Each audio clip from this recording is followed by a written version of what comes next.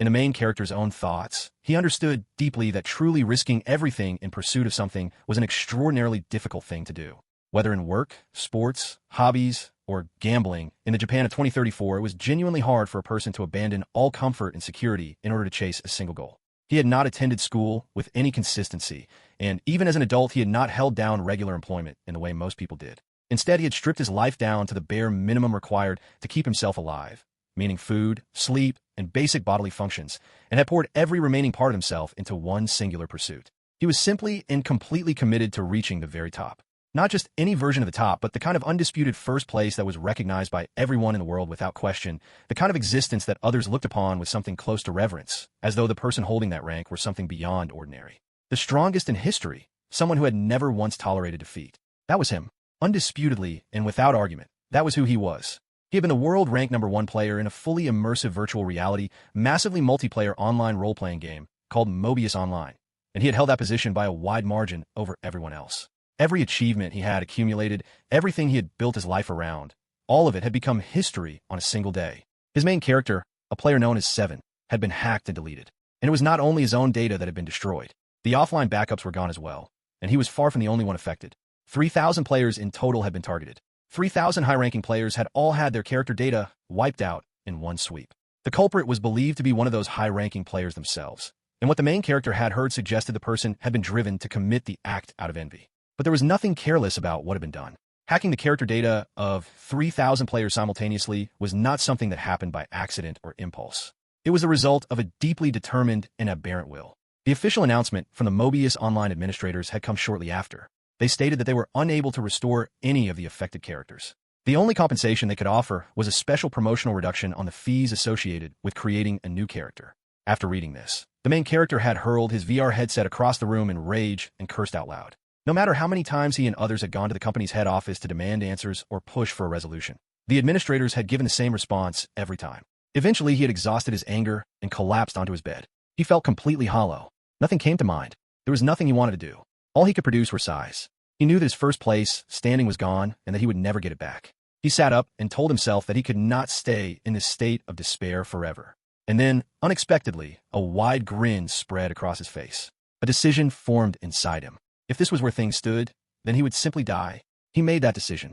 But when he opened his eyes, he found himself somewhere completely unexpected. He looked around slowly, and the surroundings began to feel familiar in a way that did not make immediate sense.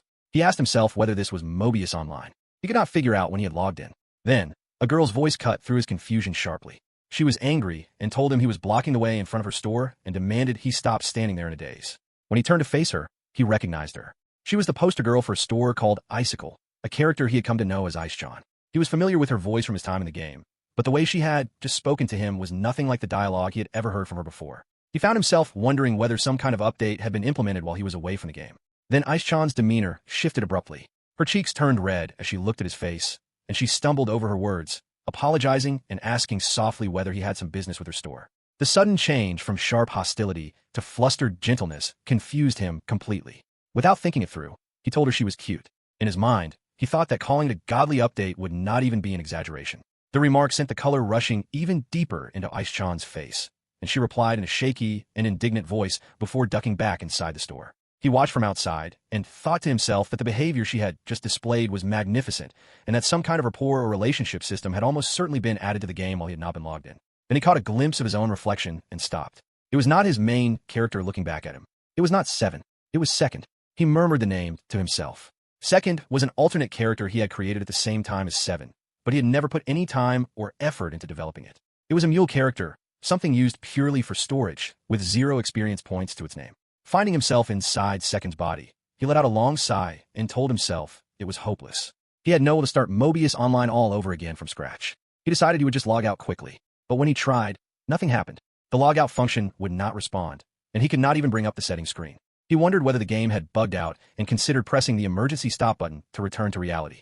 And then, slowly, a realization crept over him. A smirk formed on his lips. He had forgotten something important. There was no reality to return to anymore. He had already died. But a puzzling question remained alongside that realization. If he was dead, then why was he inside Mobius Online? He considered the possibility that his afterlife was this game world. But then something else came back to him. He remembered that even if he did say so himself, His final thoughts before dying had been genuinely pitiful ones. He had wished from the bottom of his heart that it would have been wonderful to be born into the world of Mobius Online. If given the choice, being reborn inside a game world would have been his preference above all else. Those had been his last words to himself, in a manner of speaking. He began to wonder whether those wishes had somehow come true. He pinched himself sharply, and a clear and immediate stab of pain made him gasp out loud. He was shocked. It hurt. Inside a game, it had actually hurt. If that was consistent with the way Ice-chan had spoken to him in a way that no NPC ever would, and with the fact that he could not log out, then all of it pointed to the same conclusion. If that was truly the case, then he had been reborn. Inside a game world, tears burst from his eyes without warning. He cried out repeatedly that it was the best thing that had ever happened to him and shouted his gratitude to whatever force had made it possible. He completely forgot himself and began dancing wildly in the street for nearly an hour, making strange sounds and drawing every eye around him. The joy he felt in that moment surpassed even the greatest achievement of his previous life, which had been claiming first place in the world. This feeling was dozens, hundreds, thousands of times greater than that had ever been. At that point, a guard appeared, grabbed him, and held him firmly in place, announcing that he was under arrest. The guard turned toward Ice-chan and asked whether she was certain this was the right person. Ice-chan confirmed to the guard that yes. Second had been causing a disturbance in front of her store and asked that he be taken away. Second broke into a cold sweat as he was led off. Shortly after, he found himself at the station of the Third Chivalric Order of the Kingdom of Castal. In plain terms, they were the police of this world, and Second was now seated before them being questioned. A woman across from him demanded to know why he had been behaving the way he had. Second told her he had simply gotten a little too excited about something. As he sat there, he quietly took stock of the people in front of him and the situation he was in. The woman interrogating him asked him several things in quick succession. Based on his appearance, she wanted to know whether he was a noble, which family he belonged to, why he was traveling alone, and what had happened to any companion he might have had. Second told her he was not a noble. He stole a glance at her as he said this, and privately noted that she was not merely cute, but genuinely beautiful, carrying herself with a dignified quality he found striking. He had never seen an NPC that looked like her before, which only reinforced his growing certainty that this was a real world he had been born into rather than a game he was playing. The female knight's patience ran out before he could process his thoughts further. She slammed both hands down on the table and declared that noble status carried no weight with the Third Chivalric Order. Whoever a person was, if they broke the law it was a crime, and crimes were evil, and evil would be judged. Protecting good citizens was their duty and their definition of justice. She demanded he talk, calling him a corrupt noble and insisting she already had substantial evidence against him. Second calmly attempted to point out again that he was not a noble, but the woman cut him off before he could finish the sentence. He thought to himself that trying to reason with her was completely pointless. Then, just as abruptly as she had erupted, the female knight went calm. She said she understood, interpreting his difficulty in answering as a refusal to cooperate.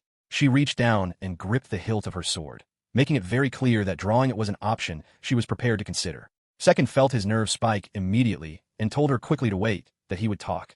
The female knight released the hilt and remarked that he could have simply done that from the beginning. She then demanded his name and occupation. Second told her his name was Second and that he was an adventurer. The female knight looked at him and called him a liar outright. Second was at a loss for what to do next. She narrowed her eyes and pointed out that his clothing was far too finely tailored to belong to any adventurer. It looked expensive and carefully put together. The observation clicked something into place for Second. His equipment was the problem. It was not as extravagant as what his main character Seven had worn, but he had dressed the second character in rare clothes to make it look presentable, and that had apparently been enough to make him look like a member of the nobility to the people around him.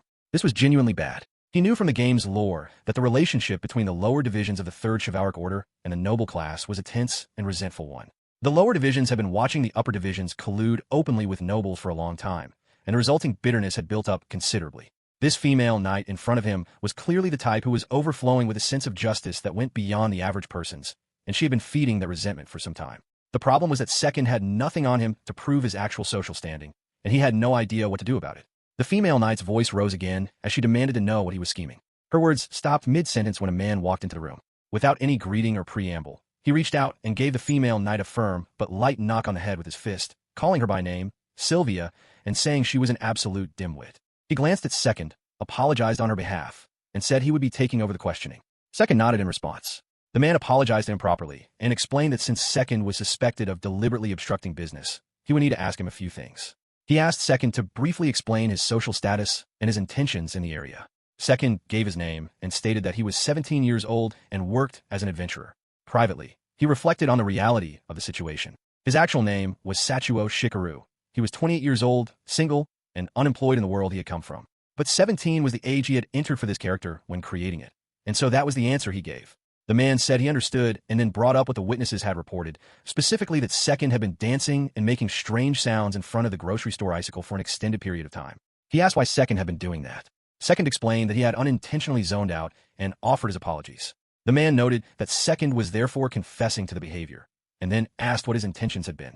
Second told him he had not planned to cause any trouble for the store and that he had no particular intentions in mind at the time. Internally, Second thought to himself that this whole exchange was genuinely humiliating. Somehow the experience had made it fully real to him that he was now living inside a proper functioning society with rules and consequences. The man sighed and asked Second to confirm that he was claiming he had not deliberately obstructed the store's business. Second said yes. After the matter was settled, he paid compensation to the grocery store icicle and was released. Once he was free, Second stood outside and tried to take stock of his situation. The compensation he had paid had come to 150,000 CL. He thought about that number and realized it was not even enough to buy armor that would keep him from looking like a complete beginner. At the moment, he had a little over 2 billion CL on hand. Without wasting any time, he had already changed out of the rare clothes that had caused all the misunderstanding into something more neutral, and he had purchased a solid set of full body armor as well. The combined total he had spent came to 2,300,000 CL. Whether that was considered expensive or cheap in this world, he genuinely had no way of knowing yet. Something about the prices here already felt different from the Mobius Online he had known. This meant that understanding the actual value of currency in this world needed to become one of his first priorities. Just as he was thinking this, his stomach let out a loud and insistent growl. The timing was perfect in its own way. Getting a meal would serve the double purpose of eating and helping him figure out prices, since the cost of a meal or a night's accommodation would give him a practical baseline to work from. He spotted an establishment nearby that looked suitable and thought it would do. He believed from the outside that it had a bar on the ground floor. He went straight in, and a young woman stepped forward to welcome him. He asked her how much it was for a single night's stay. The woman did not respond right away. She simply stood there and stared at him for a brief and slightly awkward moment. Second waited and then asked again. She suddenly seemed to come back to herself, stumbling over an apology. She repeated his question back to him in a fumbling way, trying to collect her thoughts and find her answer. In the back of his mind, Second noticed that this was not the first time he had gotten this kind of reaction from someone. Ice-chan had behaved in a similarly flustered way when they had first met, and now this receptionist girl was acting strangely as well. He waited, and eventually she managed to pull herself together. She told him the cost for a single night, which included both breakfast and dinner, came to 7,000 CL. Without meals, it would be 4,000 CL. Second was genuinely surprised by how inexpensive that sounded. Then something else struck him immediately afterward. If a single night's accommodation was that cheap, then the full body armor he had purchased earlier must have been of an extraordinarily high quality level, far beyond what he had initially assumed. He made his decision on the spot. He would stay for 5 nights without meals included. The girl replied quickly and handed him his room key. As their hands made brief contact during the exchange, she froze completely, and in an instant her face turned a deep shade of red. Second looked at her with genuine puzzlement. He could not quite make sense of the reaction and found himself wondering what was going on. A short while later, he made his way to a pub and took a seat by himself. He sat quietly and let his eyes drift casually around the room. It did not take long for him to notice that several girls in the establishment were stealing glances in his direction when they thought he was not looking. And then it clicked. He finally understood what was happening. He stood out enormously, and not in the way he had earlier with his noble-looking clothing. This was something different entirely. The reason was his avatar. Before everything had happened, he had set up a limited-time premium avatar designed to be exceptionally beautiful in appearance. In the context of an online game, even a beautiful character would rarely draw much attention from anyone. But in a real world where that appearance existed as an actual physical presence rather than pixels on a screen, the effect was something else entirely. The girls looking his way were doing so with a kind of warmth and interest that made the difference very clear. Second sat with a smug satisfaction settling over him as he thought about this. In this body, in this world, the reality of where he was and what it meant was becoming more and more tangible to him. A pleasant shiver ran along his spine, and a smile found its way onto his face before he had even thought to put it there. The effort he put into things here would not be wasted or meaningless. There would be no ceiling above him in this world, no invisible boundary saying he had gone as far as he could go. Then the voices from before he had been reborn began drifting back through his mind, one after another. Someone had told him that no matter how hard he worked in an online game, it was completely pointless. Another voice had told him to come back to reality and stop wasting time. Someone else had insisted that becoming the #1 player in the world inside a game meant absolutely nothing of value. Others had pressed him to attend school properly, to find real work, to think seriously about what kind of future he was building for himself. Those voices had followed him throughout the life he had left behind. But here, in this world, all of those arguments dissolved into nothing. everything that had felt like a reasonable point in the life he had come from, and everything that had sat like a deep and unresolved dissatisfaction in the very bottom of his heart had been completely stripped of its power. A small laugh slipped out of him, and then it grew, and before long he was laughing openly and without restraint. Second lifted his head and looked out at the world around him with eyes full of clear and steady resolve. His decision was made. He was going to become the number one in the world again. The next morning, Second woke up with a groan of pain. He had gotten completely carried away the night before, and drinking large amounts of alcohol he was not accustomed to had been a poor decision, even if the occasion had been the perfectly reasonable one of celebrating his rebirth into a parallel world. He was paying for it now with a proper hangover. He pushed himself upright and began thinking through what he needed to do. This place was no longer the interior of a game. It was reality to him now, which meant that everything needed to be approached with that understanding. In Mobius Online, there were many skills that were considered absolutely necessary for any serious player. Going without them was simply not an option.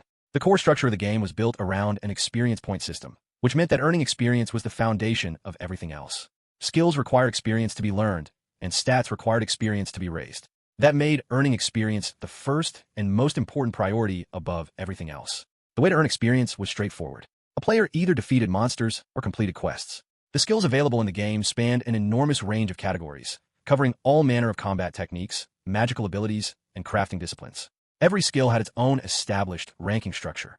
The rankings ran from the 16th class at the lowest level all the way up through to the first class, and above that there were 9 grades of ascending quality. Beyond even those graded rankings, there existed a special category known as a title rank. Advancing through any of these rankings also required experience points, and the way a character's stats grew over time depended entirely on the growth type that had been selected when the character was originally created. Shortly after waking and working through all of this in his head, Second made his way down to the bar on the ground floor.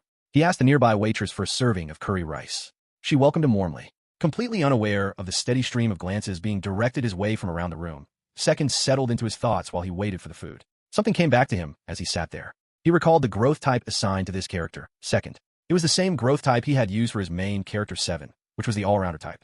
An all-rounder was fundamentally different from a specialized character in terms of how its stats developed, where a specialized type would see certain stats climb steeply while others fell behind, producing an uneven and stretched distribution of abilities. An all-rounder stats grew evenly and consistently across every category at the same time, without any deviation.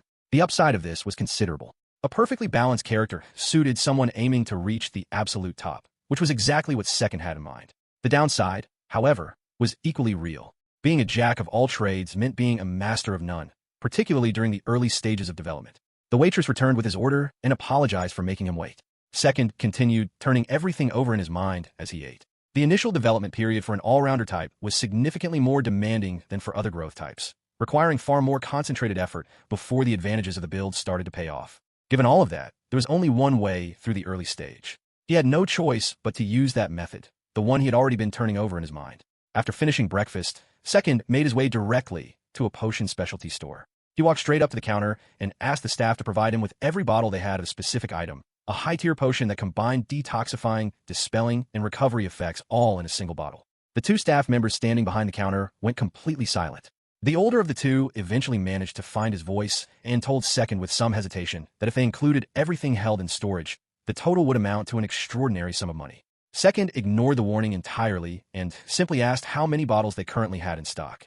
The old man told him they had close to 630. Second told him to bring all of them. Both staff members were stunned. The potions in question were enhanced versions of a standard high potion, strengthened 2 steps beyond the baseline and carrying detoxifying, dispelling, and recovery properties combined in each bottle. Each one was priced at 120,000 CL, multiplied across 630 bottles. The total came to 75,600,000 CL. Once they had recovered from the initial shock, the man moved efficiently to bring everything out and apologize for the delay. Second paid the full amount in cash and packed every single bottle into his inventory without hesitation. Before walking out the door, he added that he would need approximately 9,000 additional bottles on top of what he had just purchased and asked them to restock accordingly. The 2 staff members were left standing there with their mouths hanging open for the second time in the same visit. The strategy behind all of his purchases was something Second had carried forward from his extensive knowledge of the game. It was a method that had been known within the Mobius Online player community as the DK tactic, a cheat-level approach to accumulating experience in the very early stages of a character's development. The concept had originally been inspired by an old 8-bit game called Dinosaur Quest, in which players would throw fixed damage items at enemies with high evasion rates in order to defeat them and collect the resulting experience. Second had adapted that same underlying logic to Mobius Online with a very specific application in mind. The potions he had just purchased, enhanced versions combining detoxify, dispel, and recovery effects, possessed an additional property that most players either overlooked or did not know about. When used against undead-type enemies, each bottle dealt a fixed damage of 1,200 points on impact. That amount was precisely calibrated to be enough to whittle away the health of a mid-level undead monster known as the Viper Zombie, a creature notable for offering a relatively generous amount of experience points even by the standards of undead enemies. In practical terms, this meant that by simply throwing these bottles at Viper Zombies, even someone with absolutely no combat skill, even a young child, could defeat them reliably and accumulate experience at a consistent pace. The reason this method had remained obscure and rarely used was its cost. Earning a meaningful and sufficient amount of experience through this approach required a minimum of 10,000 potions, which translated to a total expenditure of 1.2 billion CL. The only people capable of assembling that kind of money without any real difficulty were those who had a well-developed main character already generating significant income on the side. As a result, the DK tactic had remained the exclusive tool of high-level players using it specifically for the development of their alternate characters. It was also critical to understand that the method had a strict ceiling on its usefulness. It was an exceptionally efficient way to push through the early stages of development, but it became completely unworkable once a character reached intermediate level. It was designed for the very beginning and served no purpose beyond that point. With everything from the potion store settled and packed away, Second headed to the stables to purchase a horse. Second looked over the horses available and chose the black one without hesitation, deciding on the spot to name it Seventh Tayo. He smirked to himself at the thought that the day had actually come when he would need to resort to a method like this. With his horse and supplies in order, he set off and began making his way toward his destination. He eventually arrived at a cave and left his horse outside before heading in on foot. As he walked through the interior, he reflected on the journey. He had already covered nearly 2 hours of ground on horseback from the royal capital. He was fairly certain that a well-known hunting ground existed here, inside a large cave positioned behind a mine in this area. When he looked around, he confirmed it, but he also noticed something else. There was not a single other person anywhere in sight. He considered a few possible explanations for this. Perhaps the DK tactic had not yet been discovered or thought of by anyone in this world. Or perhaps the high cost of the necessary potions made it completely inaccessible to most people. Or perhaps there simply were not many beginners attempting to farm experience at all. Whatever the reason, the absence of other people suited him perfectly. He could hunt at his own pace without any interference or competition whatsoever. He looked around for a short while longer and then found what he had come for. A Viper Zombie sensed his presence and turned to face him. Second shuddered involuntarily with disgust the moment he laid eyes on it. Seeing the creature in real life was an entirely different experience from encountering it in a game. It looked 100 times more revolting in person. He pushed the feeling aside and forced himself to focus on getting through it as quickly as possible. He moved behind a rock, carefully peeked out to keep the monster in view, and began throwing potions at it one after another. Each bottle shattered on impact with a sharp crack, and the Viper Zombie was defeated instantly. Second felt a quiet satisfaction rise in him. There was something oddly pleasing about it that he had not expected. After clearing the first spot, he moved on to the next hunting ground and repeated the same process there. Then he moved to the next after that, and continued cycling through them in a continuous loop. By the time he returned to the first location, the Viper Zombies would have respawned and were ready to be cleared again. He kept this pattern going without stopping or resting, throwing potions in an unbroken and methodical rhythm, one bottle after another, until finally all 630 bottles had been used up. The total experience he had accumulated from the session was a solid and workable amount. If he maintained this kind of output, it would not be very long before he had gathered nearly all of the core skills he needed and had begun advancing his skill rankings upward as well. He felt good about the progress. At some point during all of this, he had completely lost track of time. He noticed with mild annoyance that the sun had gone down while he was not paying attention. He cursed quietly to himself, mounted his horse, and rode back along the same route he had come. He eventually came to a stop when the walls and lights of the royal capital came into view. He decided the rest of the evening would be straightforward. He would eat, get drunk, take a bath, and then sleep. That was the plan. Then a familiar voice called out toward him. The moment Second heard it, a sense that something unpleasant was coming settled over him immediately. He was fairly certain the voice belonged to the dense but undeniably striking female knight from the previous day, the one whose name he thought was Sylvia. He climbed down from his horse and thanked her casually for the interaction the day before. Sylvia responded in a grumpy and suspicious tone, recognizing him as the troublesome Second from the day before and demanding to know what he was doing out at this hour of the night. Second met her doubtful gaze and understood he was being questioned again. He told her simply that he had been spending some time at the mines. Sylvia repeated this back to him with clear disbelief, asking what on earth he would have been doing at the mines. He explained that he had gone to earn experience in a large cave located behind them. Sylvia narrowed her eyes further, her expression making it obvious that she did not believe a word of it. She told him flatly that if he was going to lie, he should at least put more effort into making the lie sound plausible. The idea that someone would deliberately travel to a place that dangerous just for the purpose of defeating monsters made no sense to her whatsoever. Second frowned at her response and asked what exactly she meant by that. He added, thinking about the experience the Viper zombies had yielded, that he had found them quite rewarding to deal with. Sylvia looked at him with a flat and unimpressed expression and said that she understood the situation now, concluding that he either had no common sense at all or that something in his thinking was fundamentally not working as it should. Second thought to himself that she was genuinely irritating in a way that was hard to fully ignore. Then something caught in his mind. He stopped and turned it over. She had referred to the location as dangerous. He came back to her and said he had a question he wanted to ask if she did not mind. She told him to go ahead. Second asked her about the dungeons in this world.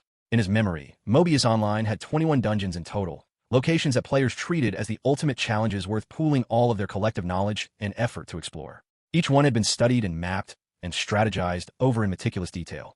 He asked Sylvia whether there were 21 dungeons here.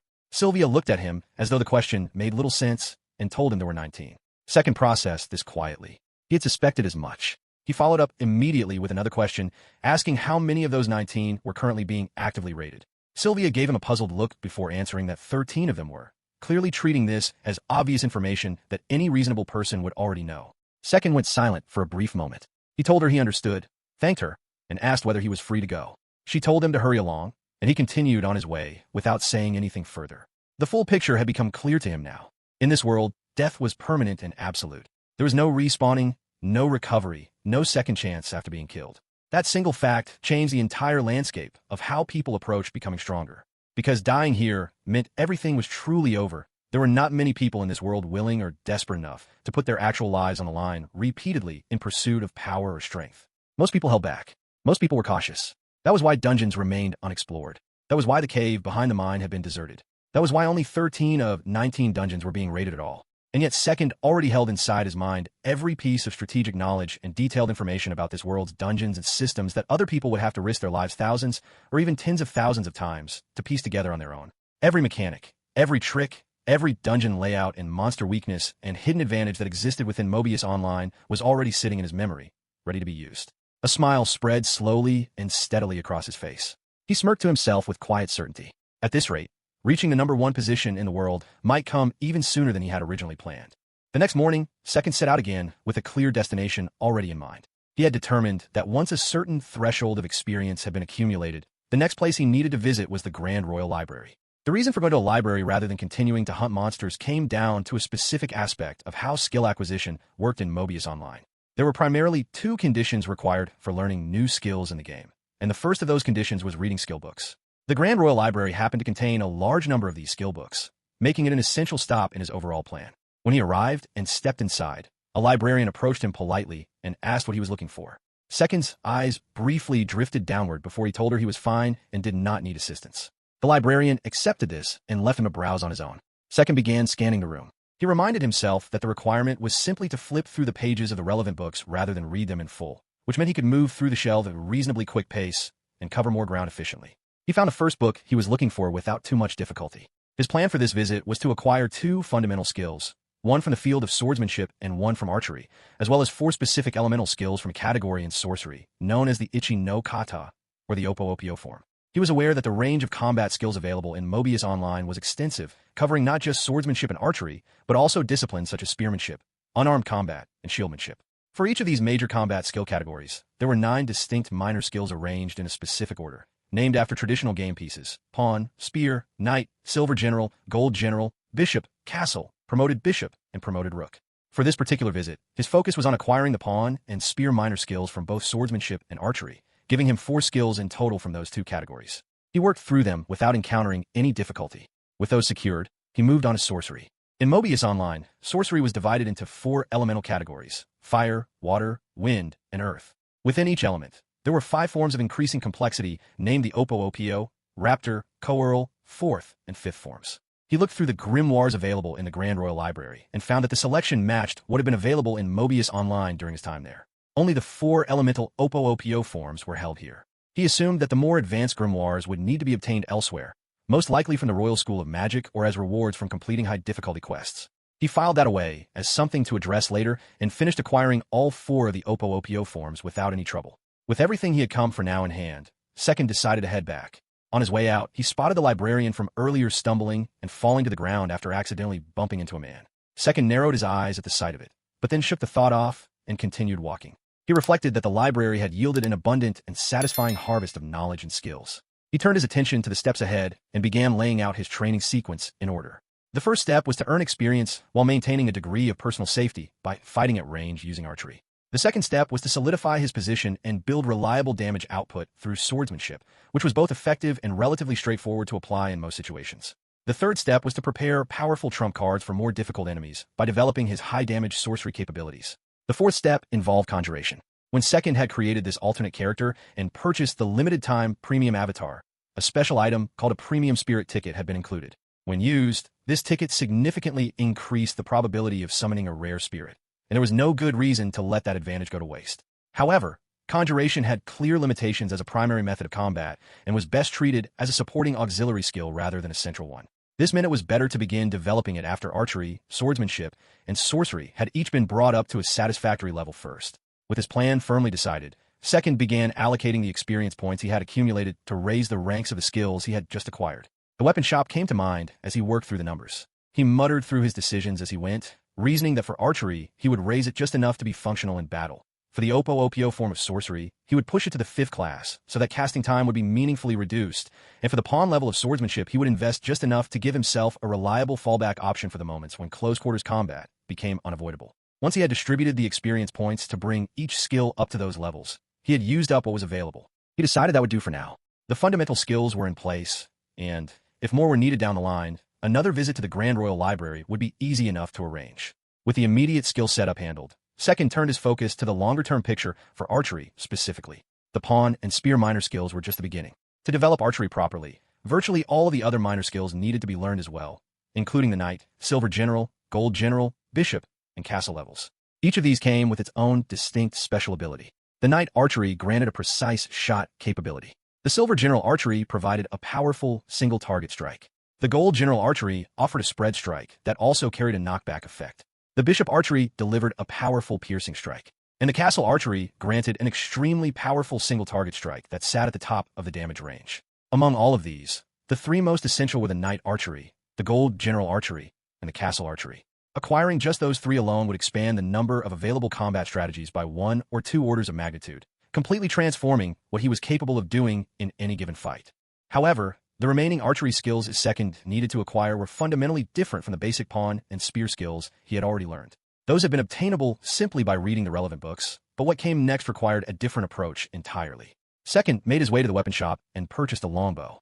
As he walked out with it, his thoughts continued working through the details.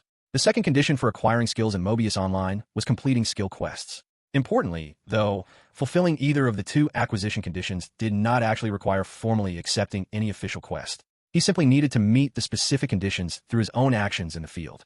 He set out and began working through the requirements one by one on horseback. He killed a single monster cleanly while mounted and moving, and the moment the condition was met, a new skill appeared in his roster.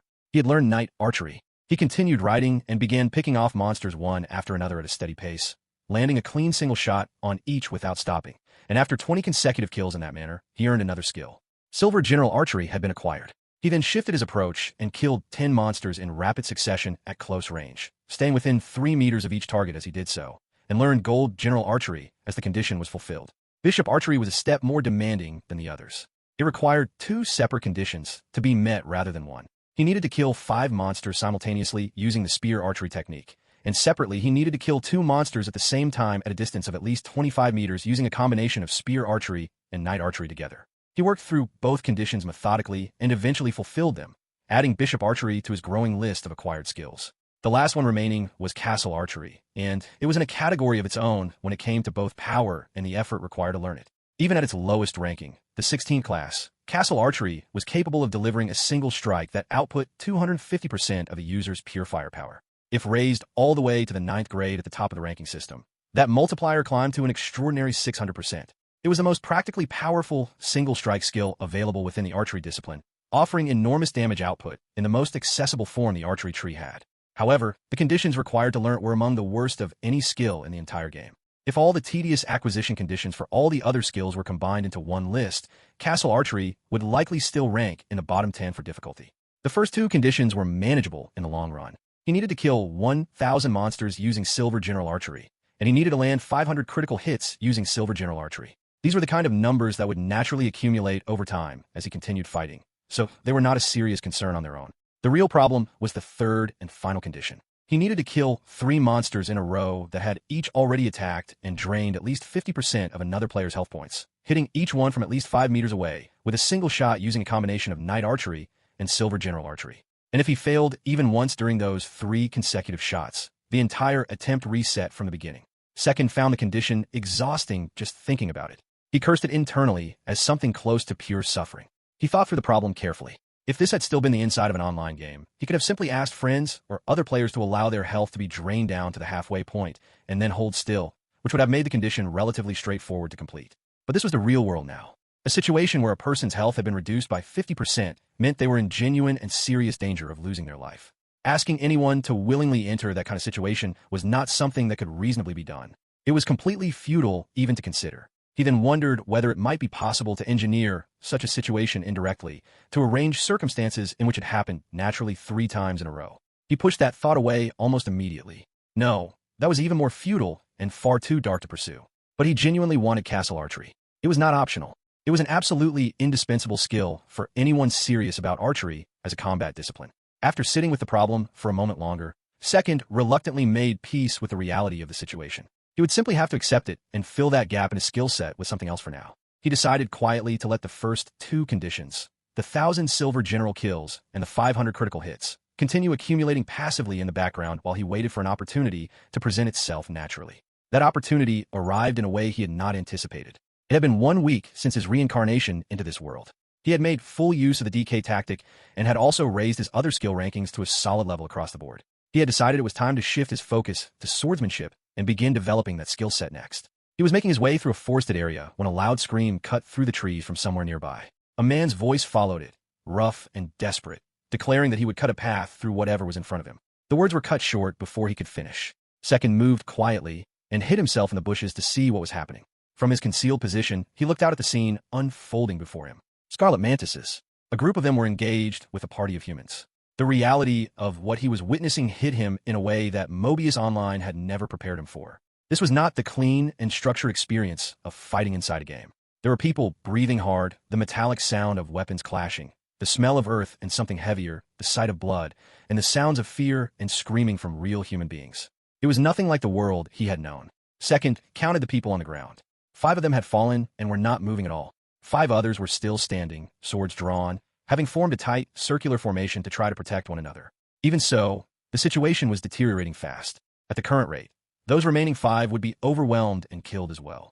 A thought flashed through Second's mind, and a grin crossed his lips before he could stop it. 5 people.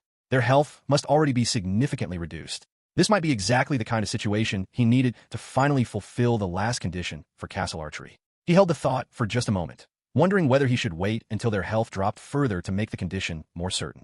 Then it struck him, hard and clearly. He gritted his teeth. He could feel the pull of the opportunity, but what he was considering was wrong. These are not players. They were people, real people, the same as him, living in the same real world he now inhabited. They had things they were fighting for, things they had risked their lives to pursue and had not yet finished. And now they were on the verge of losing everything all over again. He could not allow that to continue happening in front of him. That kind of despair was something he understood intimately, and he could not stand by and let it reach them. Without any further hesitation, Second stepped out of the bushes and into the open, his longbow gripped firmly in his hands. He called out to the warriors, still on their feet, and told them to get down. They turned toward him in surprise, and then the urgency in his voice and posture snapped them into action. The warning was passed quickly among them, and the group dropped. Second did not waste a single moment. He activated his spear archery at the 5th grade level and released a precisely calculated arrow. It struck its targets with exact placement, and the monsters were defeated instantly. The warriors stood in stunned and complete silence, staring at what had just happened in front of them. The knights who had survived the encounter stood in a state of shock, and among them was Sylvia. Her eyes were wide as she stared at Second, completely unable to look away. Something about the way he had rushed in during that desperate moment struck her deeply. The figure he had cut as he emerged from the bushes and acted without hesitation reminded her of something she had only heard about, the kind of presence associated with the world's #1. She found herself thinking that there was a gallantness to how he had moved that she had not expected from him at all. Her first impression of Second had been absolutely terrible. She had written him off entirely as a young noble boy who had grown up in comfort and privilege, someone who had never known real hardship, lacked any meaningful common sense, and went through life without giving a second thought to the trouble he caused others. And yet, what she had just witnessed had completely dismantled that assumption. That same man had eliminated 6 scarlet mantises in no more than 20 seconds, using nothing but an ordinary longbow and an almost unbelievable level of skill in archery. She found herself asking how much concentrated and intense learning must lie behind that kind of ability. And then she turned the question on herself.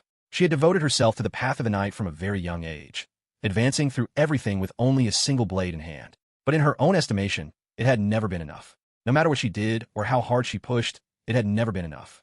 Her own family had mocked her for lacking talent with the sword. When she had finally managed to join the Third Chivalric Order, she had found herself at the very bottom of its hierarchy, in the division that was treated as the least important and held to the most relaxed standards. Her real strength had never once been recognized or given room to be shown. To the people around her, she was just a young woman who constantly bothered them about justice, someone to be tolerated and dismissed. And even the justice she fought for was something she could never actually enforce. Every time she attempted to expose or pursue a noble for wrongdoing, her superiors would pressure her into backing down. She had come to feel a deep and bitter contempt for those in positions of power who behaved like obedient dogs to the nobility above them. And now, even in this moment, with several of her comrades lying dead on the ground, the corrupt upper ranks of the chivalric order were frantically trying to bring Second into their organization for their own purposes. Sylvia clenched her fist. She looked at what was happening around her and asked herself whether this was truly what the chivalric order was. Whether this was the image of the knight she had spent her whole life yearning for and striving toward. If it was, then she had already arrived at an answer she did not want to face. Meanwhile, somewhere in the town, a conversation was taking place between Second and an older man from the chivalric order. The man asked whether Second had any interest in joining the Adventurers Guild. Second repeated the question back with mild irritation. He had assumed that after everything that had just happened, the first thing out of the man's mouth would be an expression of gratitude. Instead, the man had opened with this. The man apologized and acknowledged that he had jumped ahead too quickly. He then mentioned that he had heard Second was an adventurer who was not affiliated with any guild. Second said nothing out loud in response. Internally, he confirmed to himself that this was accurate. He had no guild affiliation, and as far as he was concerned, there was no compelling reason to have one. The Kingdom of Castal's Adventurers Guild was an organization that coordinated and executed requests such as monster subjugation. But beneath that surface purpose, it functioned as a tool that allowed the kingdom to unilaterally control adventurers by gaining access to their personal information. Second knew this not because he had discovered it himself, but because it had been recorded in the lore and stories that made up the world of Mobius Online. He gave the man his answer. He thanked him, but respectfully declined. The man expressed mild surprise and said he had not thought it was a bad offer. Second told him plainly that money was not a concern for him, and that he had no interest in being tied down by any organization. The man scratched his head and seemed to consider saying something further, but stopped himself. Second asked what it was. The man told him it was nothing, but continued by saying that the chivalric order could not afford to let an exceptional freelance adventurer of Second's caliber simply go unaccounted for. The incident earlier had made his true strength very apparent to everyone present. In a situation like this, the man said those in positions of privilege had become very eager to bring Second into their sphere of influence. Second asked whether the man was essentially saying the Adventurers Guild would be providing him protection. The man confirmed that was the idea. Second smiled outwardly, but found the entire proposal deeply suspicious in his own mind. He had been told that his true strength had been made plain, but the only people who had witnessed what he could do were the members of the Third Chivalric Order themselves. Why were they so determined to get him affiliated with the guild? He could not shake the feeling that agreeing to it would simply become a weight around his neck and hold him back from reaching the #1 position in the world. He told the man he would be declining the affiliation after all. The man said he understood, but then added something unexpected. He said that in that case, he would have Sylvia accompany Second going forward. With a member of the Third Chivalric Order at his side, they would at least be able to keep a reasonable degree of awareness of his movements and activities. At the mere mention of Sylvia's name, Second felt a shiver run through him. The man continued, saying that he was not sure what means would convince someone of Second's apparent noble standing to agree to anything, but that Sylvia had a reputation throughout the royal capital for being exceptionally strict when it came to dealing with nobles. He thought she would be a reasonable choice to keep tabs on Second without overstepping. He asked what Second thought of the arrangement. Second furrowed his brow slightly as he thought it through. The old man's persistence in pushing Sylvia forward was not something he had expected, and the implications of it were interesting. Sylvia was known for being hard on nobles, and the upper ranks of the chivalric order were closely tied to the nobility. That meant Sylvia was almost certainly a thorn in the side of those same upper ranks. In other words, the chivalric order likely saw getting her out of their way as a convenient side benefit of this arrangement. If that was true, then what was being offered to Second was actually quite favorable. He would gain a highly capable female knight as a companion at no cost to himself, and the chivalric order would simultaneously remove someone who troubled them. He asked the old man how long the escort arrangement would last. The old man told him to ask Sylvia directly. At that moment, Sylvia arrived wearing her casual clothes rather than her armor. Second found his eyes staying on her. The old man addressed Sylvia and told her that from this point forward, she would be taking on the responsibility of serving as Second's escort.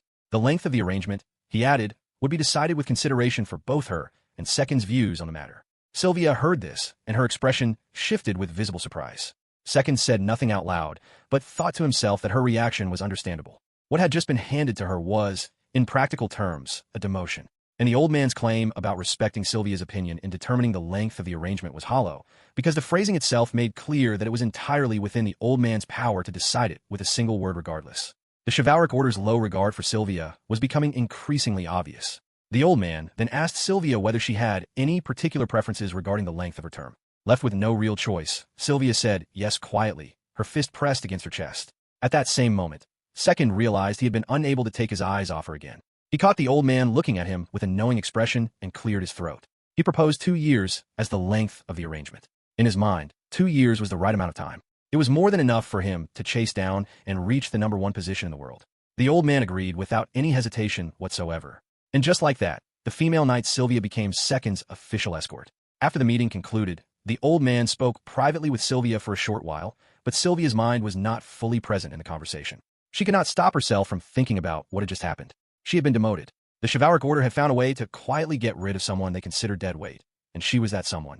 Sylvia was the second daughter of the Knight Order of Virginia. In her family, becoming a knight and proving oneself in battle was considered a sacred duty. Yet for Sylvia, this path had always been a painful and fruitless one. She had no natural gift for the sword, and because of this, she was looked down upon by everyone around her, including her older brother, her sister, and even her own parents, who all saw her as a failure. Despite this, she eventually managed to become a knight, though even that achievement brought her little peace. Her thoughts were interrupted when Second suddenly proposed that the two of them make a deal. In the back of her mind, Sylvia suspected that the old man had probably sent her to charm Second into joining the chivalric order. Still, his sudden suggestion came as a complete shock to her, and she could not quite understand why he was bringing it up. Given how many overwhelming things had happened that day, her mind was already stretched thin. Even so, she told him she would hear him out, not fully realizing that agreeing to listen would set her life on a completely different path forever. Second began by saying that he understood she wanted to serve with pride as a knight. As he spoke, Sylvia found herself distracted by the way he said her name directly, and her heart gave a small, unexpected flutter. He was strikingly handsome, and though she had never allowed herself to be caught up in romantic feelings before, always pouring every bit of herself in her training, sitting here with meat in hand, something soft and unfamiliar was stirring inside her. Second then laid out the heart of his proposal. He told her that if she was truly fed up with the way things were, she should make the firm decision to leave the Third Chivalric Order entirely. And on top of that, he asked if she would go out with him. Sylvia's face turned bright red, and she could barely find her words. Second quickly reassured her that he was speaking in terms of a deal, not anything else. Sylvia forced herself to settle down, reminding herself firmly that this was a business arrangement and nothing more, then drank the rest of her cup in one swift motion to steady herself. Once she was a little calmer, Second went on. He told her that he figured she could not stand being crushed under corrupt authority, and that the solution was simply to build up enough power to stand against it, something he had the means to help her achieve. Sylvia's expression grew serious. She told him that for 13 years, starting from when she was just 4 years old, she had devoted herself entirely to the sword, and yet in all that time, she had not managed to carry out even a single act of justice. A heavy silence settled between them. Second scratched his head and gently pointed out that if the sword was not working for her, perhaps she ought to try a different weapon entirely, like a spear or a bow. Sylvia's eyes went wide. In a burst of anger, she grabbed him by the collar. She was furious, thinking about just how much she had sacrificed and endured. But then, in the middle of her rage, something shifted inside her. She let go of him. She finally admitted to herself that he was right. She had become so stubborn. Despite people telling her again and again that she lacked the talent for the sword, she had kept going, refusing to change course.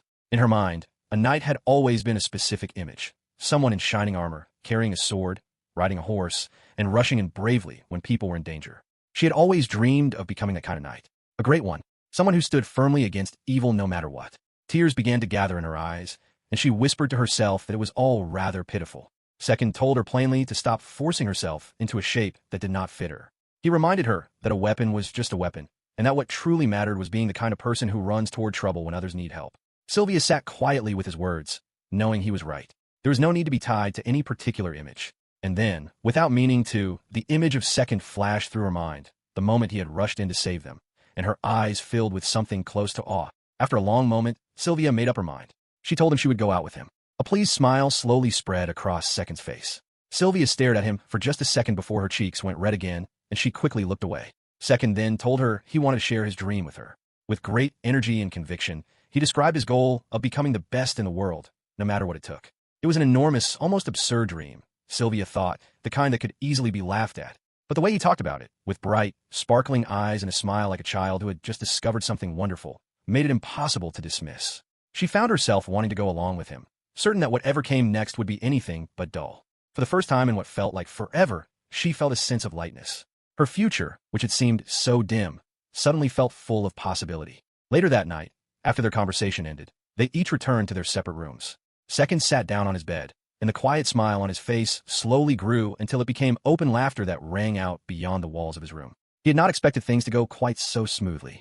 He knew that drawing in a heartbroken young woman with a rather cunning approach was not exactly the most honorable tactic, but he genuinely believed it would end up being good for her as well. Turning it over in his mind, he reasoned that Sylvia, having trained with the sword for 13 years and still showing almost no progress, likely had natural strengths that lay somewhere entirely different. Perhaps in archery, or perhaps in sorcery. Her growth type was probably tied to dexterity or intelligence, or possibly she was even suited to a production role. Whatever the case, he was not too worried about the details.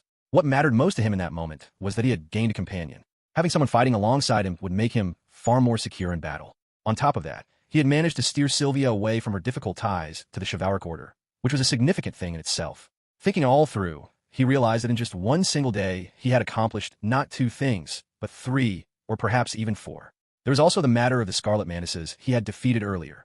Thinking back on it more carefully, he realized they were not particularly fearsome monsters. Given how much stronger he had already become, it would have actually been strange if he had lost. If anything, it had been a perfect situation because it also gave him the chance to learn the castle archery technique he had been wanting for so long. Second could barely contain his excitement as he thought about everything that lay ahead. He was already making plans, helping Sylvia develop the skills she actually needed, diving into dungeons to gain experience, hunting for rare drops along the way. Another wave of laughter bubbled up out of him. Out in the hallway, the receptionist heard him laughing again and had absolutely no idea what to make of it.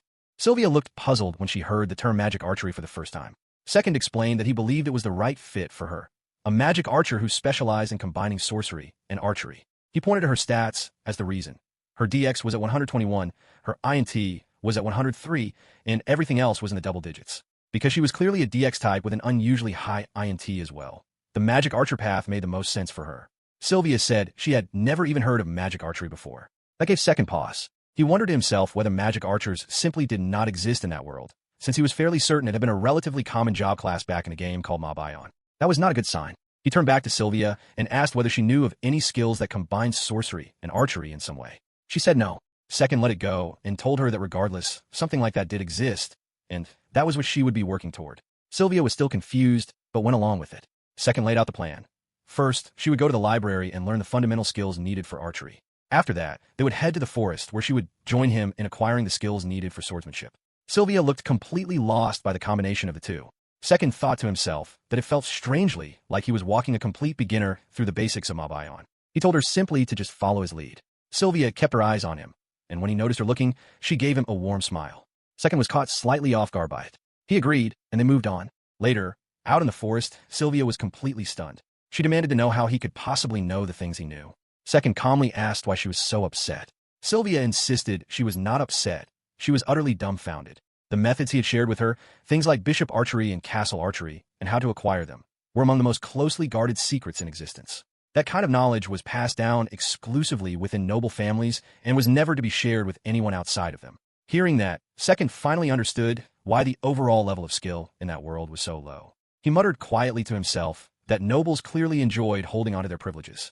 Sylvia warned him that if nobles ever found out he had shared something like this, he would be tortured to death. Second simply asked her to keep the information to herself.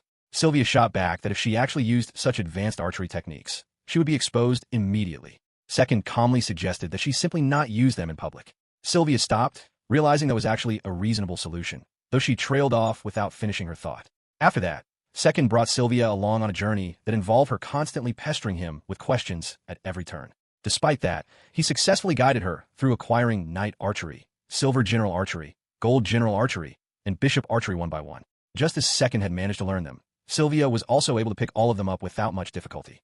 Later, inside a cave, Sylvia wiped the sweat from her forehead and admitted that it already felt like she had experienced enough surprises to last a lifetime just in that one day. Second remarked casually that it was still far too early to feel that way, which made Sylvia flinch. He then asked her to think about how he had used the methods he had taught her to raise his EXP so effectively. Before she could answer, hundreds of bottles of high potions suddenly materialized and were transferred over to her. She stared at the enormous pile of expensive potions in complete shock and immediately jumped to the conclusion that he was telling her to consume all of them herself. Second quickly corrected her. That was not what he had said at all. They were going to use the potions to carry out something called the DK tactic. Sylvia had never heard of it and echoed the term back in confusion. Second thought privately to himself that what was about to come out of her mouth would almost certainly be the loudest reaction of the entire day. Sure enough, the moment he explained it, Sylvia's scream echoed all the way through the cave. Later, they returned to town and sat down to eat. Second asked Sylvia whether she wanted to learn castle archery as well. She hesitated, saying she would like to if it was possible, but before she could finish the thought, Second had already decided for both of them. They would be heading to a dungeon that very day. Sylvia repeated the word dungeon in shock. Second thought through his plan quietly. The dungeon they would be going to was a second-ranked, one called Royce. Dungeons in that world were divided into 3 ranks. First rank was for experts, second rank was for intermediate adventurers, and third rank was for beginners. There were 2 reasons for going straight to an intermediate dungeon. The first was a reward for clearing it. The boss of Royce Dungeon was a large wolf-like monster called a flame wolf, and it dropped a rare weapon known as the flame wolf bow, a superior longbow infused with fire elemental effects that Second was determined to obtain no matter what. The second and more important reason was Sylvia's acquisition of castle archery, which he considered the primary goal of the trip. The monsters needed to fulfill the acquisition requirements for that skill appeared inside that particular dungeon. In short, their mission was to search for rare drops while simultaneously working toward fulfilling the skill acquisition conditions at the same time. Inside the dungeon, Sylvia moved carefully, staying alert and scanning her surroundings. Then Second announced that he had found what they were looking for. Sylvia drew a sharp breath. He pointed out the monsters they had come specifically to find and instructed Sylvia to do her best to defeat them using the Silver General Archery technique. If she was not yet comfortable with it, she could also practice mixing it together with Knight Archery in combination. Sylvia agreed without hesitation.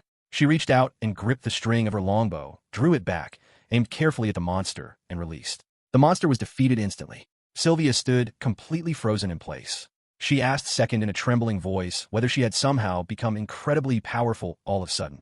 Second noted internally that thanks to the DK tactic, Sylvia's EXP had skyrocketed, and both her Knight Archery and Silver General Archery had already reached the first grade. He gave her a confident smile and reminded her that he had promised this would happen. Sylvia's eyes went wide, and then her face broke into a bright, genuine smile as she thanked him. Second could not help but notice privately that Sylvia looked genuinely beautiful when she smiled like that, though he reminded himself that she was usually quite different in her normal demeanor. After that moment, Sylvia became uncontrollably excited and threw herself fully into the fight, serving as backup with remarkable effectiveness. She seemed to have found a sudden and powerful sense of purpose, declaring out loud that she was going to become a magic archer. Just then, Second noticed something ahead and immediately told Sylvia to stop.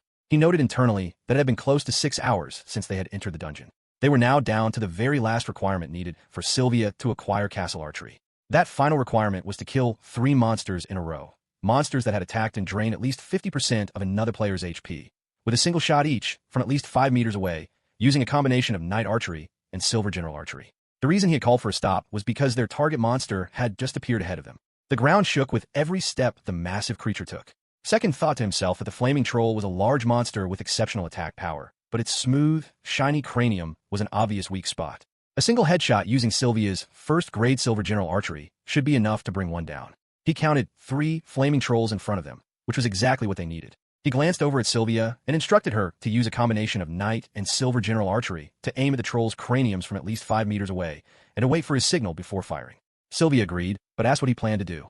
Second gave her a vague answer, saying only that he was going to face the unavoidable. He added firmly that no matter what happened, she was not to lose her composure. Sylvia nodded immediately. Second checked his stats. His HP was full. In terms of numbers, his VIT should technically be sufficient to withstand 3 critical hits from the flaming trolls. A nervous sweat ran down his face as he tried to convince himself that would be fine. But deep down, he knew it was absolutely not fine. It was genuinely terrifying. However, this step was completely necessary to fulfill the rear guard condition for castle archery. He had to steel himself and go through with it. Before he had fully steadied himself, a powerful strike connected directly with his face and sent him flying through the air. Sylvia cried out his name in alarm. Second hit the ground hard and lay there for a moment in disbelief. That kind of blow was something he had never experienced before. He coughed up blood. He quickly checked his stats again and was somewhat surprised to find that even after taking that hit, his HP had only dropped by about a quarter. He winced and wondered to himself whether his back teeth would recover from that. He thought briefly about how in Mabayon, even losing an entire limb could be fixed with a high-grade potion, but he reminded himself there was no guarantee the same rules applied in this world. He questioned whether this plan had been a mistake. He pushed himself back to his feet and refused to accept that it was over. Sylvia was still waiting for his signal. The massive troll loomed over him. Second froze for a moment in genuine horror, but clamped his mouth shut and forced himself to stay where he was. He reminded himself of who he was. He was number one, the world's number one, and someone like that would never show a shameful side of himself. He whispered to himself, barely audibly, that he was going to claim that same title in this world too, even as an alternate character. The top position was his. It was his life, his very reason for existing. He was not going to surrender it to anyone. He repeated those words over and over in his mind until the fear began to loosen its grip, and then he stood his ground and faced the troll. He braced himself. The troll swung its weapon and slammed him hard into the wall and then down to the ground. Second lay there for a split second, wondering about the state of his HP. He checked his stats quickly and saw it had dropped to just under 50%. That was the signal. He immediately gave Sylvia the cue to fire. Sylvia, who had been standing at a distance in a state of readiness the entire time, drew back her bow with precision, aimed at the troll's cranium, and released.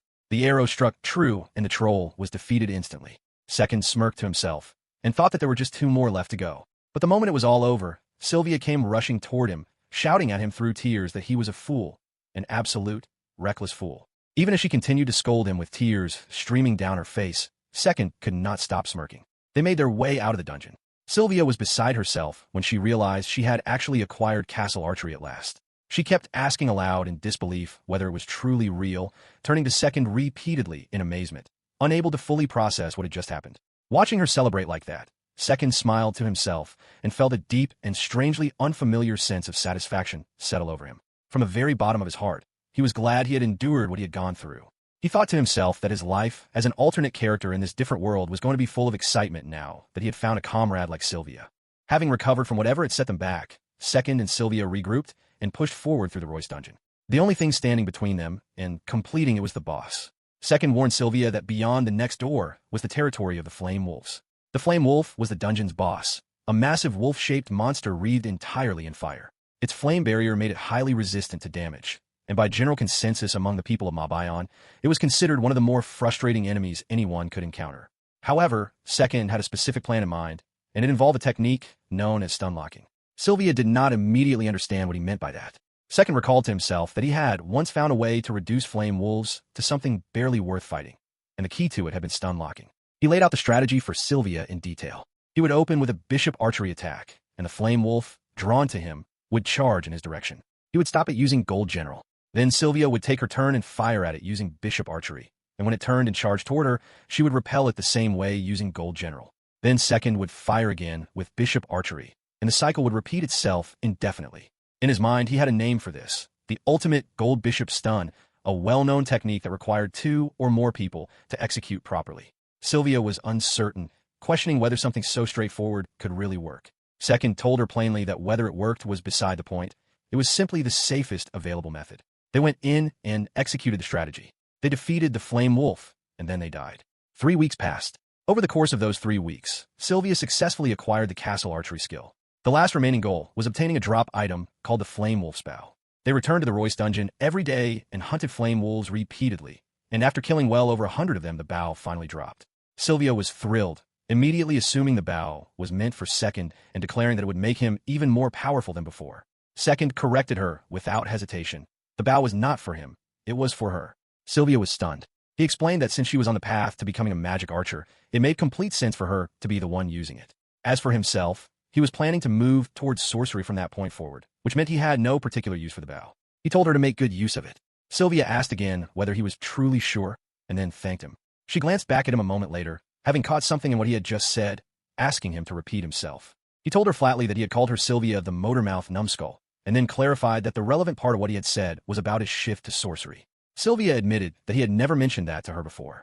Second acknowledged this and apologized for not telling her sooner. Sylvia was quiet for a brief moment, mildly sulky, before her expression shifted into something more thoughtful, and then into a smile. She reflected aloud on the path he had taken. Archery first, then swordsmanship, and now sorcery. She said it no longer seemed impossible that he might one day become the best in the world. Second acknowledged he still had a long way to go, but then moved the conversation to a more pressing matter he needed to discuss with her. He asked whether she had any connections to a Royal Academy of Magic. Sylvia repeated the question back to him with some confusion. He confirmed it, asking whether, as the second daughter of the Virginia family's Knight Order, she might have some kind of access or relationship there that could be useful.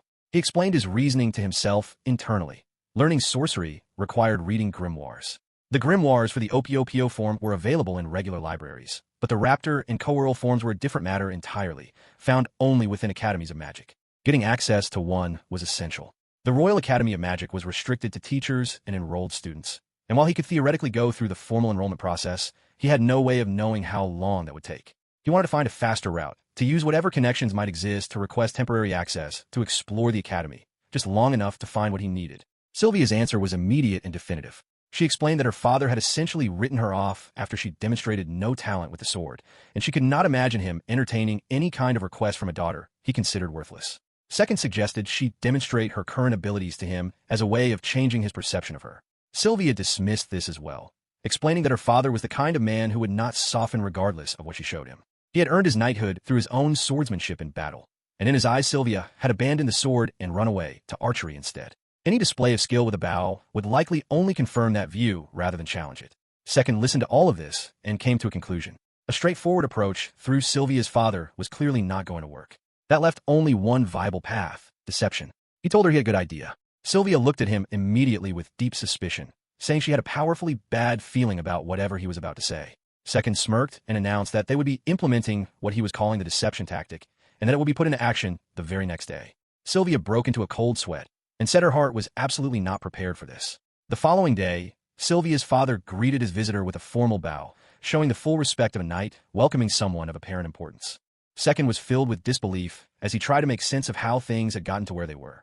His original plan had been straightforward enough: put on some rare-looking clothes, act like a foreign aristocrat, and deceive Sylvia's father into writing them referral letters to the Academy of Magic. That was all it was supposed to be, and yet somehow it appeared that he had deceived Sylvia's father, a man named Noir, far more thoroughly than he had ever intended.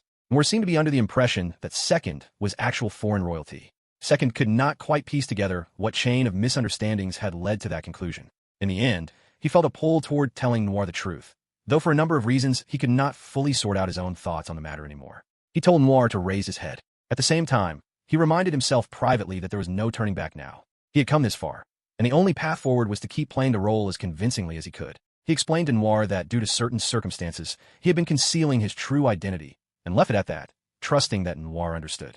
Noir confirmed quietly that he did and would not breathe a word of it to anyone. Second allowed himself a small, inward smirk. He had taken a blind chance, but it was looking like it would pay off. He told Noir he had come with 2 requests. Noir responded with respectful readiness, saying he would do whatever was asked of him. Second reminded himself to stay focused, no matter how bewildering Noir's manner was. He started with what he called the smaller of the 2 requests. He wanted to be connected with the Royal Academy of Magic, and asked if Noir could arrange something. Noir immediately offered to write him a referral letter right then and there for enrollment as a first-year transfer student. Second thought privately that a full transfer would not work for him. It would take far too long, and what he needed was to get in briefly and make his way through their collection of grimoires. He told Noir he would prefer something shorter. Noir suggested the form of a short-term exchange student. Second agreed and thought it over carefully. He needed enough time to locate the grimoires, which meant 2 or 3 days might be cutting it too close if things did not go smoothly. After weighing it, he settled on 2 weeks and asked Noir to write the referral letter with those terms. Noir said he would see to it. Second moved on to the second and more important request. He told Noir he would get straight to the point. He had taken a liking to Sylvia, having recognized that she possessed a genuine talent for both archery and sorcery. He asked Noir for permission to have her travel by his side. He noticed Noir staring at him with an intense and searching look and worried inwardly about the way he had phrased himself, particularly his choice to refer to himself in the third person as a lord. He was not sure it had come across well, but Noir's reaction surprised him.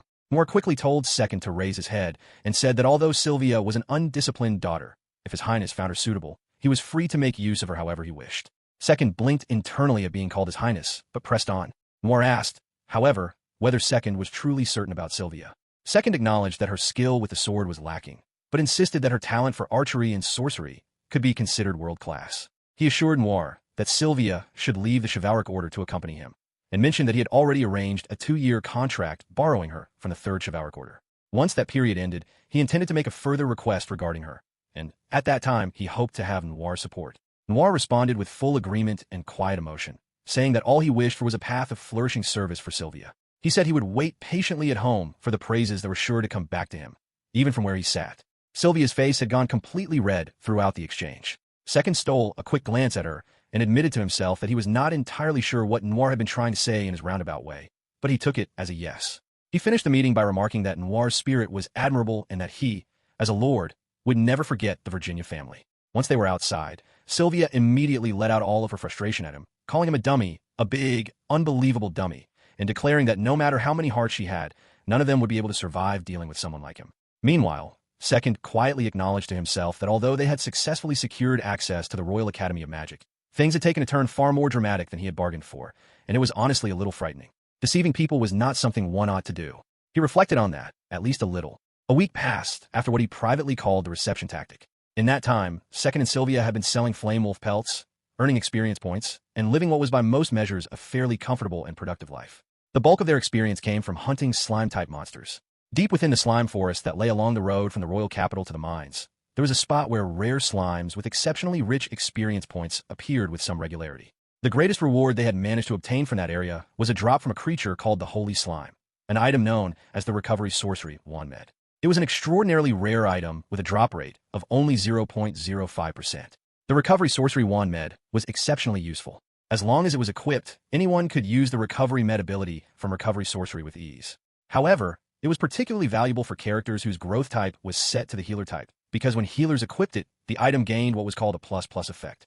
The plus plus designation was a second-tier boost, and with it active, the wand's effectiveness became 2.5 times stronger than it would be under normal circumstances. In practical terms, when a healer used Recovery Med with that boost applied, at least half of an intermediate-level character's HP could be expected to recover instantly. Things like broken back teeth, it turned out, only required a small and trivial amount of the recovery ability to fix. Second told Sylvia that it was time for them to head to the Academy of Magic. As he thought it over, he noted that if anyone considered how much he would be saving on high-class potions that cost 800,000 CL each, they would begin to understand just how powerful that additional wand effect truly was. Since neither he nor Sylvia had the healer growth type, they could not gain the plus plus effect, but simply being able to use Recovery Med without any conditions attached was already a significant advantage on its own. He thought warmly about the holy slime that had dropped it.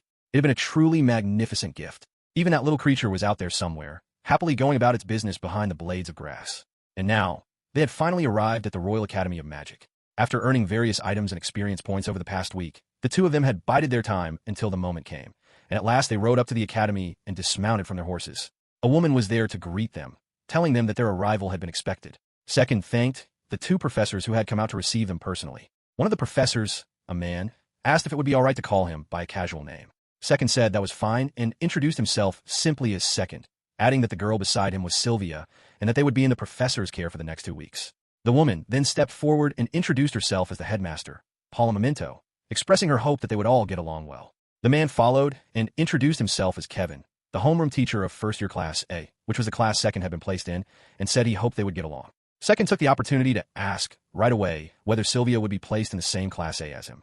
Headmaster Paula confirmed that she would, and also explained that during his exchange stay, he would be lodging in a separate house rather than the school dormitory, so their rooms would not be far apart. She then suggested they get moving, mentioning that uniforms had also been prepared for them. As he followed along behind them, Second noted quietly to himself that things seemed to be going smoothly so far. No one appeared to suspect anything in particular, which was reassuring, but he knew he would need to stay sharp and focused for the full 2 weeks ahead. Professor Kevin walked alongside them and mentioned that the plan for that day was to hold a lesson in the morning and then give them a tour of the school in the afternoon, asking if that arrangement worked for them. Second asked whether Kevin himself would be the one giving the tour. Kevin explained that it would not be him. He had already recruited one of the students from Class A few days prior to serve as their guide, and it had all been arranged. He added that afternoons were generally set aside for self-study, but the more advanced students had free time during those periods. Second said he was grateful for the arrangement. In the back of his mind, he was already planning to use the afternoon tour as an opportunity to quietly extract information from his guide, specifically about the location of the grimoires he was searching for. Professor Kevin then announced that they had arrived and gestured to the door of Class A. He entered the room first and greeted everyone inside. He announced to the class that as he had already informed them, 2 exchange students would be joining Class A for a period of 2 weeks starting that day, and invited the 2 of them to come in. The moment they stepped through the door, every pair of eyes in the room turned toward them. Second stepped forward first and introduced himself, giving his name and explaining that he had come from an island country called Zipong to spend some time at the academy, and expressed his hope that they would all get along well. The moment he finished and offered a smile, a visible ripple of excitement ran through the girls in the classroom. Several of them could not hold back their reactions, whispering and exclaiming among themselves about how handsome he was, with some going as far as calling him terrific and seriously good-looking. Sylvia then stepped forward and introduced herself shyly as Sylvia Virginia, adding that she hoped everyone could get along. After thanking them both, Kevin directed them to their seats. While the girls in the room continued stealing glances at Second, the boys in the class were equally struck by Sylvia's appearance, whispering quietly among themselves about how remarkably pretty she was. Kevin called the class to attention and announced that since it was a special occasion with new faces joining them, they would take the opportunity to review the basics once more. Meanwhile, Second sat at his desk and quietly wondered to himself whether 2 weeks would truly be enough time for him to learn the sorceries he had come there specifically to find. Second was beginning to feel a little worried. Once the lesson was over, he was determined to get someone to show him around as quickly as possible. The moment class ended, he went straight to Professor Kevin and brought up the matter without hesitation, saying it might be a bit sudden, but he wanted to meet the person who would be showing him around that afternoon. He was thinking of grabbing something to eat as well and using the time to get better acquainted with his guide. Kevin smiled and said that was perfectly fine, then called out to a boy named Maine. The boy stepped forward and asked if the professor had called for him. Kevin asked Maine if he was ready for the afternoon tour and explained that the schedule had been moved up a little, requesting that he also show Second the cafeteria. Maine agreed without any issue. Second then asked, before they headed off, whether it would be all right for him to ask Maine questions about sorcery during their time together. He noted privately that he wanted to feel things out first before trying to pull information from Maine, since he did not want to put himself at a disadvantage by being too forward. Kevin told him that was no problem at all, adding that Maine was in fact the class representative of the first years. Second replied that he understood, calling his own question foolish in hindsight. A grin quietly spread across his face. If Maine was the class representative, that meant he could extract as much information from him as he needed without raising any eyebrows. He turned to Maine and suggested they get along well during the tour. Maine smiled back warmly and agreed. Second noted to himself that Maine was not being guarded toward him at all, which was good. He planned to use that openness to find out where the grimoires were kept. But before heading off, he went over to Sylvia, who had found herself surrounded by their curious classmates, and let her know they were heading to the cafeteria. Sylvia answered and quickly apologized to the classmates around her, asking them to let her through. She hurried over and apologized to Second for making him wait. But the moment her eyes landed on the person standing beside him, she froze completely. She stumbled over her words as she addressed Maine, clearly recognizing him as someone of high rank. Second's eyes went wide as the title she used sank in. Maine, however, responded calmly, explaining that inside the school there was no difference in status and asking to be treated as an equal if possible. Sylvia nervously corrected herself and addressed him more carefully, visibly flustered. Second reflected on what had just happened. Maine was a prince. This was his first time actually meeting one in that world. He had half expected a prince to demand people kneel before him, but instead, Maine had simply asked to be treated normally. Second figured he might as well do exactly that. Without any warning, Maine reached out and took Second's hand and suggested they head to the cafeteria together. Second stared down at their joined hands, genuinely puzzled. He could not help but notice how coolly Maine had treated Sylvia, a clearly beautiful girl, while being so forward and assertive with him. Something about the whole situation did not sit right. A troubling thought began to form in his mind about what kind of person Maine might be, and it started to bother him quite a lot. He added it to his mental list of things he needed to address directly. He had never imagined that a day would come where he found himself being pursued by an actual prince. He began to think frantically about how to handle the situation and came to the conclusion that the only way forward was to ask Maine plainly. He stopped walking mid-step and turned to Maine, asking him directly and bluntly whether he was attracted to men. Maine stopped immediately and spun around to face him with a look of complete shock, loudly denying it and demanding to know where that had come from. Sylvia stood nearby with her mouth hanging open in disbelief. Second tried to explain himself, saying that the way Maine had been acting toward him rather than toward Sylvia had given him that impression, though he trailed off uncertainly as he tried to find the right words for it. Maine was completely taken aback and insisted that Second had misread the situation entirely, making it clear that he was completely straight. Second accepted the answer with a calm and simple response. Just at that moment, something small bumped into him from the side. He looked down but did not see anyone there. He glanced around, wondering if he had actually bumped into someone or if it had been his imagination. Nearby, a small girl was continuing on her way down the hall, quietly remarking to herself that the man she had just passed was incredibly handsome. Maine looked at Second with sparkling eyes and told him plainly that he was fond of him. Sylvia stared at Second and asked what was with the proud attitude he was carrying. Second replied simply that she was speaking to the #1 man in the world. Sylvia's jaw dropped open completely. Maine jumped in and said that was exactly the kind of thing he meant. Second was the first truly honest person he had ever spoken to. He went on to explain that he had been genuinely excited when he heard that status differences did not matter inside the Royal Academy of Magic, but in the end, everyone still saw him as nothing more than the second prince. Whether he was at the Royal Palace or at the Academy, that was all he ever was to people. It truly seemed like only his mother ever saw him as a real person rather than a title. Second commented that it was a pretty ordinary kind of story. Sylvia immediately smacked him on the chest and scolded him for being rude. But Maine quickly stepped in and told her it was all right, pointing out that this was a man who, the very moment he had figured out Maine was a prince, had turned around and bluntly asked him whether he was attracted to men. After something like that, a little impoliteness hardly registered anymore. Second shrugged it off and moved straight to the question he actually wanted answered, asking Maine whether he knew where the grimoires were kept. Maine explained that within the academy, there were grimoires for the Opo and Raptor forms in the library. The Coeurl form was also in the library, though borrowing it required permission from the head librarian. As for the fourth form, Second interrupted before Maine could finish, asking with surprise whether they actually had the fourth form there as well. Maine clarified that they did not. He believed the fourth form was being kept at the royal palace, as he had seen it there once before. Second said he understood. Maine then suggested it was about time they headed off and proceeded to guide them through the academy. He was so thoroughly and carefully courteous as a guide that by the time they finally reached their main destination, the library, the sun had already completely set. Maine informed them that they had arrived at the library, though he noted it was already closed for the evening. He reminded them that any student of the Royal Academy was free to use it and encouraged them to come back first thing the next morning. He then waved goodbye cheerfully, saying the afternoon had been a great deal of fun and that he would see them both the following day before heading off. Once he was gone, Second let out a long and heavy sigh. His shoulders felt stiff with tension. Sylvia remarked that she felt the same way. Second gave her a brief look and then told her that starting the next day, she was going to be spending her time in the library. She was going to learn fire magic. He noted internally that mastering sorcery was a necessary step toward acquiring magic archery. At the very least, he wanted her to learn the Raptor form and the Coeurl form of fire magic, so that she could use them together with the Flame Wolf Bow, which was already imbued with fire. Just then, a loud and careless laugh echoed from behind them. Two men were talking to each other nearby, one remarking to the other about the exchange students they'd seen that day, saying the pair of them looked intimidating, both the boy and the girl. The other man agreed enthusiastically. The first added that he had seen them together with Prince Maine and suggested something must be going on there. The other one asked whether he meant that bookworm with what he called an Oedipus complex. The first tried to warn him to be careful about saying something like that, but the other brushed it off, insisting no one was listening and pressing his friend to admit he privately thought the same thing.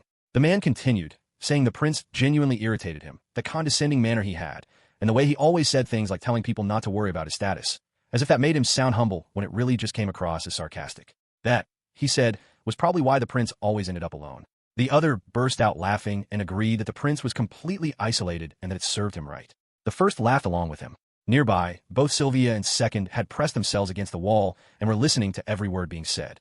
Second felt uneasy as the conversation went on. He thought to himself that the gossip had taken a deeply unpleasant turn, and that Maine had apparently been alone all along. He also recognized that what was being described sounded a lot like indirect bullying. He came to a quiet and somewhat reluctant conclusion. He was going to have to become Maine's friend. Not purely out of kindness, he admitted to himself, but also because building a connection with the Castall royal family might give him a way to access the fourth form grimoire that was being kept at the palace. He told himself he really had no choice in the matter whatsoever. The two men kept talking. One brought up how the prince apparently spent a great deal of money to have his grades altered, and despite that he still acted as though he were above everyone else, all while people were genuinely working hard. The other agreed that the prince was becoming quite detestable, pretending on the outside to be a model student while doing things like that behind the scenes. The first added that the prince making friends with so-called exchange students like them only confirmed it. Trash, he said, had a way of gathering together, though he added a casual note that he was only joking. The other laughed and said that if they were going that far, they should include the so-called beast loser in that group as well. The first agreed, saying he had nearly forgotten about that failure too, and burst into laughter. But then he glanced at the side and stopped cold. Sylvia was standing right in front of them. Second was equally caught off guard, realizing she had stepped out from behind the wall and was now facing the two men directly. One of the men gasped in shock when he realized it was the exchange student standing before him. Sylvia glared at him with open anger and demanded to know whether what they had been saying counted as bestial discrimination. The man stood there in stunned silence, unable to respond. Sylvia repeated the question, her eyes still fixed on him. The other man quickly jumped in to deny it, explaining that she probably was not aware, but there was a student in Class F called Eco Leaflet who was known as a failure. The first man backed him up, insisting that the person in question was genuinely incompetent and happened to be a beast folk by coincidence, so they were not targeting anyone based on race. Sylvia fired back, asking them calmly but pointedly to explain why they had referred to both her and second as trash. The men immediately broke into a cold sweat. One of them nervously began to say that she would understand if they explained themselves properly. But before he could get any further, Sylvia raised her fist and slammed it into both of their heads without any warning, declaring loudly that it was too late for explanations. The two men turned and fled immediately. Sylvia watched them go with a satisfied smile, announcing to herself that justice had been properly served. She stood with her chest puffed out in quiet pride. Second told her it was time to head back. As they walked, he could not stop turning over what the men had said earlier in his mind. The name Eco Leaflet, the so-called beast loser, stuck with him. He decided it was worth remembering for the time being. The following afternoon, Second went straight to the library. He approached the librarian and requested to read the grimoires for the raptor form, covering all elements. The librarian smiled and told him that was no trouble at all, asking him to give her just a moment. She returned shortly after and handed over what he had asked for. Second opened the grimoire for the raptor form of fire and read through it. He closed the book, muttered that he had what he needed, and said he would move on to the next one. He passed the book to Sylvia. She looked at him in mild disbelief and asked if he was already finished. He told her he had acquired it. Sylvia murmured to herself that it was just another ordinary day for him. She watched from the side with amazement as he casually and almost lazily flipped through the remaining 3 grimoires one after the other and handed them all over to her in turn. He had learned everything from all of them. Sylvia let out a sigh and wondered to herself whether she could possibly manage to learn any of it within 2 weeks. She asked Second if there were any tricks or pointers he could share with her. Second paused at the question. The words tricks, secrets, and key points were terms he deeply disliked. In his previous life, when he had held the title of the world's #1 player, he had been endlessly pestered by newcomers asking him to share tricks for getting stronger or shortcuts for improving their skills. The memories were unpleasant in the extreme. People with clearly selfish motives approaching the world's #1 simply to find the fastest way to skip ahead without putting in any real effort. And yet now, hearing the same word again in this world, he noticed something unexpected. It did not bother him at all. He thought about why that was. Sylvia was genuinely worried that she would cause him trouble if she could not pick up the skills within the 2 weeks they had. She was swallowing her pride to ask for help. That consideration, that sincerity, was something genuinely pleasing to witness. This was not some shallow online interaction. This was a real and close exchange between 2 people sharing the same world and the same circumstances. It was completely different from what he had experienced in his previous life. Far from feeling annoyed, he found that he was actually glad she was relying on him. Without much warning, Second shifted closer to her and told her that while he had planned for them to work separately that day, he had changed his mind and would teach her himself. Sylvia flushed slightly at the brief contact of their shoulders, filled with a feeling he had never experienced before in his life, a genuine delight in teaching someone. He sat down beside her. Sylvia looked both a little remorseful and quietly happy as he settled in next to her, her face going red at how close they were sitting. Second taught her carefully, and after a good stretch of time had passed, he decided they had done enough for the day. He noted privately that upon taking a serious look at the grimoires for the first time, he found them to be wordy and genuinely difficult to follow. Compared to reading through material like that, a more practical and hands-on approach would be 10,000 times more effective. For Sylvia's benefit, he focused on explaining things that would actually stick, what kind of magical effects each ability had, how to use them properly, how firepower worked, and how it was calculated, how things had changed across different ranks over time, and what the cooldown periods looked like at each level. He walked her through as many clear and memorable points as he could, the kind of detailed knowledge one might find compiled on a dedicated reference page. In the middle of it all, Sylvia asked in slight disbelief whether she was really expected to memorize all of it. Second told her plainly that she was. He thought to himself that this kind of study was the only thing he had ever truly bothered to put his mind to, everything about the game called Manga. He had studied it more thoroughly than anyone else alive, and now that knowledge, which had been entirely useless in his ordinary life, had become more powerful than any weapon he could have carried. He could not feel anything but happiness about that. He asked Sylvia if she had managed to get it all. She shook her head and apologized, saying she needed a little more time with it. Second told her not to worry about it, and suggested they head back. As they made their way out, a girl suddenly exclaimed loudly and came hurrying toward them, declaring enthusiastically that he was incredibly handsome. Second stopped, turned to face her, and asked if she was referring to him. The girl pointed directly at him and confirmed without any hesitation that she was. She introduced herself as Eco Leaflet and asked what his name was. The name landed immediately in Second's thoughts. This was the person who had come up in that overheard conversation the night before. He told her his name. The girl repeated it back with energy and delight. She then leaned slightly to peek around him and asked about the girl beside him. Sylvia introduced herself politely and said she was pleased to meet her. Eco replied happily that she was pleased to meet Sylvia as well, reaching out and shaking her hand with warmth. Second looked at her and could not help thinking privately that such an adorable and seemingly harmless girl was being bullied. The thought was outrageous to him, completely unforgivable. He asked her carefully whether anything was troubling her. Iko paused for a brief moment and then answered that not really, nothing in particular. Second turned the words over in his mind. He told her that if anything troubling ever did come up, she should let him know and he would find a way to help. Iko's face immediately lit up and she thanked him with excitement, asking if he truly meant it. Second then noticed a large pile of things stacked behind her and asked what all those books were about. Iko repeated the question back cheerfully and explained that everyone had asked her to carry them for them. Second realized quietly that she was being used as an errand runner. He asked whether she could manage all of that on her own. Iko said proudly that she was perfectly fine and that she was actually quite strong. Second responded flatly that since he was there anyway, he would help her with it. Iko looked genuinely surprised and asked if he was really sure about that. He confirmed it and added that he was personally going out of his way to assist her, which was a rare thing, and she should consider herself fortunate. Iko studied him for a moment, then smiled and thanked him warmly, but said she would handle it herself. Second asked her why. Iko explained with full sincerity that carrying things for others was about the only thing she was good at, and so she was doing her very best to be as helpful as possible to everyone around her. She genuinely believed that if she became helpful enough, people would eventually treat her kindly in return.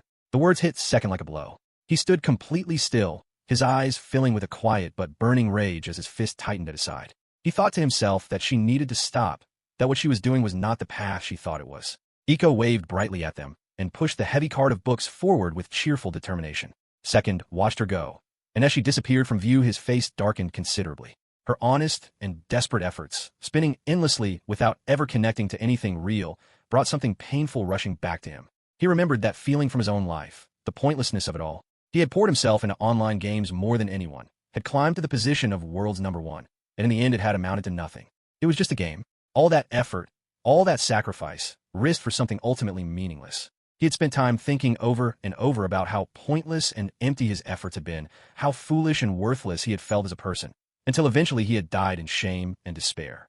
And then he had arrived in this world, which had felt like nothing short of a miracle, a blessing from the gods, as some might say. Someone as completely hopeless as he had been had somehow, inexplicably, been given another chance. But as he thought about Iko, he asked himself painfully whether a miracle like that would really happen for her too. He felt her feelings in a way that went bone deep, because he had lived something very close to them. And that was precisely why, now that he had seen her situation clearly, he wanted more than anything to save her with his own hands, more urgently than he had ever wanted anything. Sylvia's voice broke through his thoughts, calling his name. He snapped back to the present. That night, alone in his room, Second turned the question of Iko over and over in his mind. Was she truly as incompetent as people said?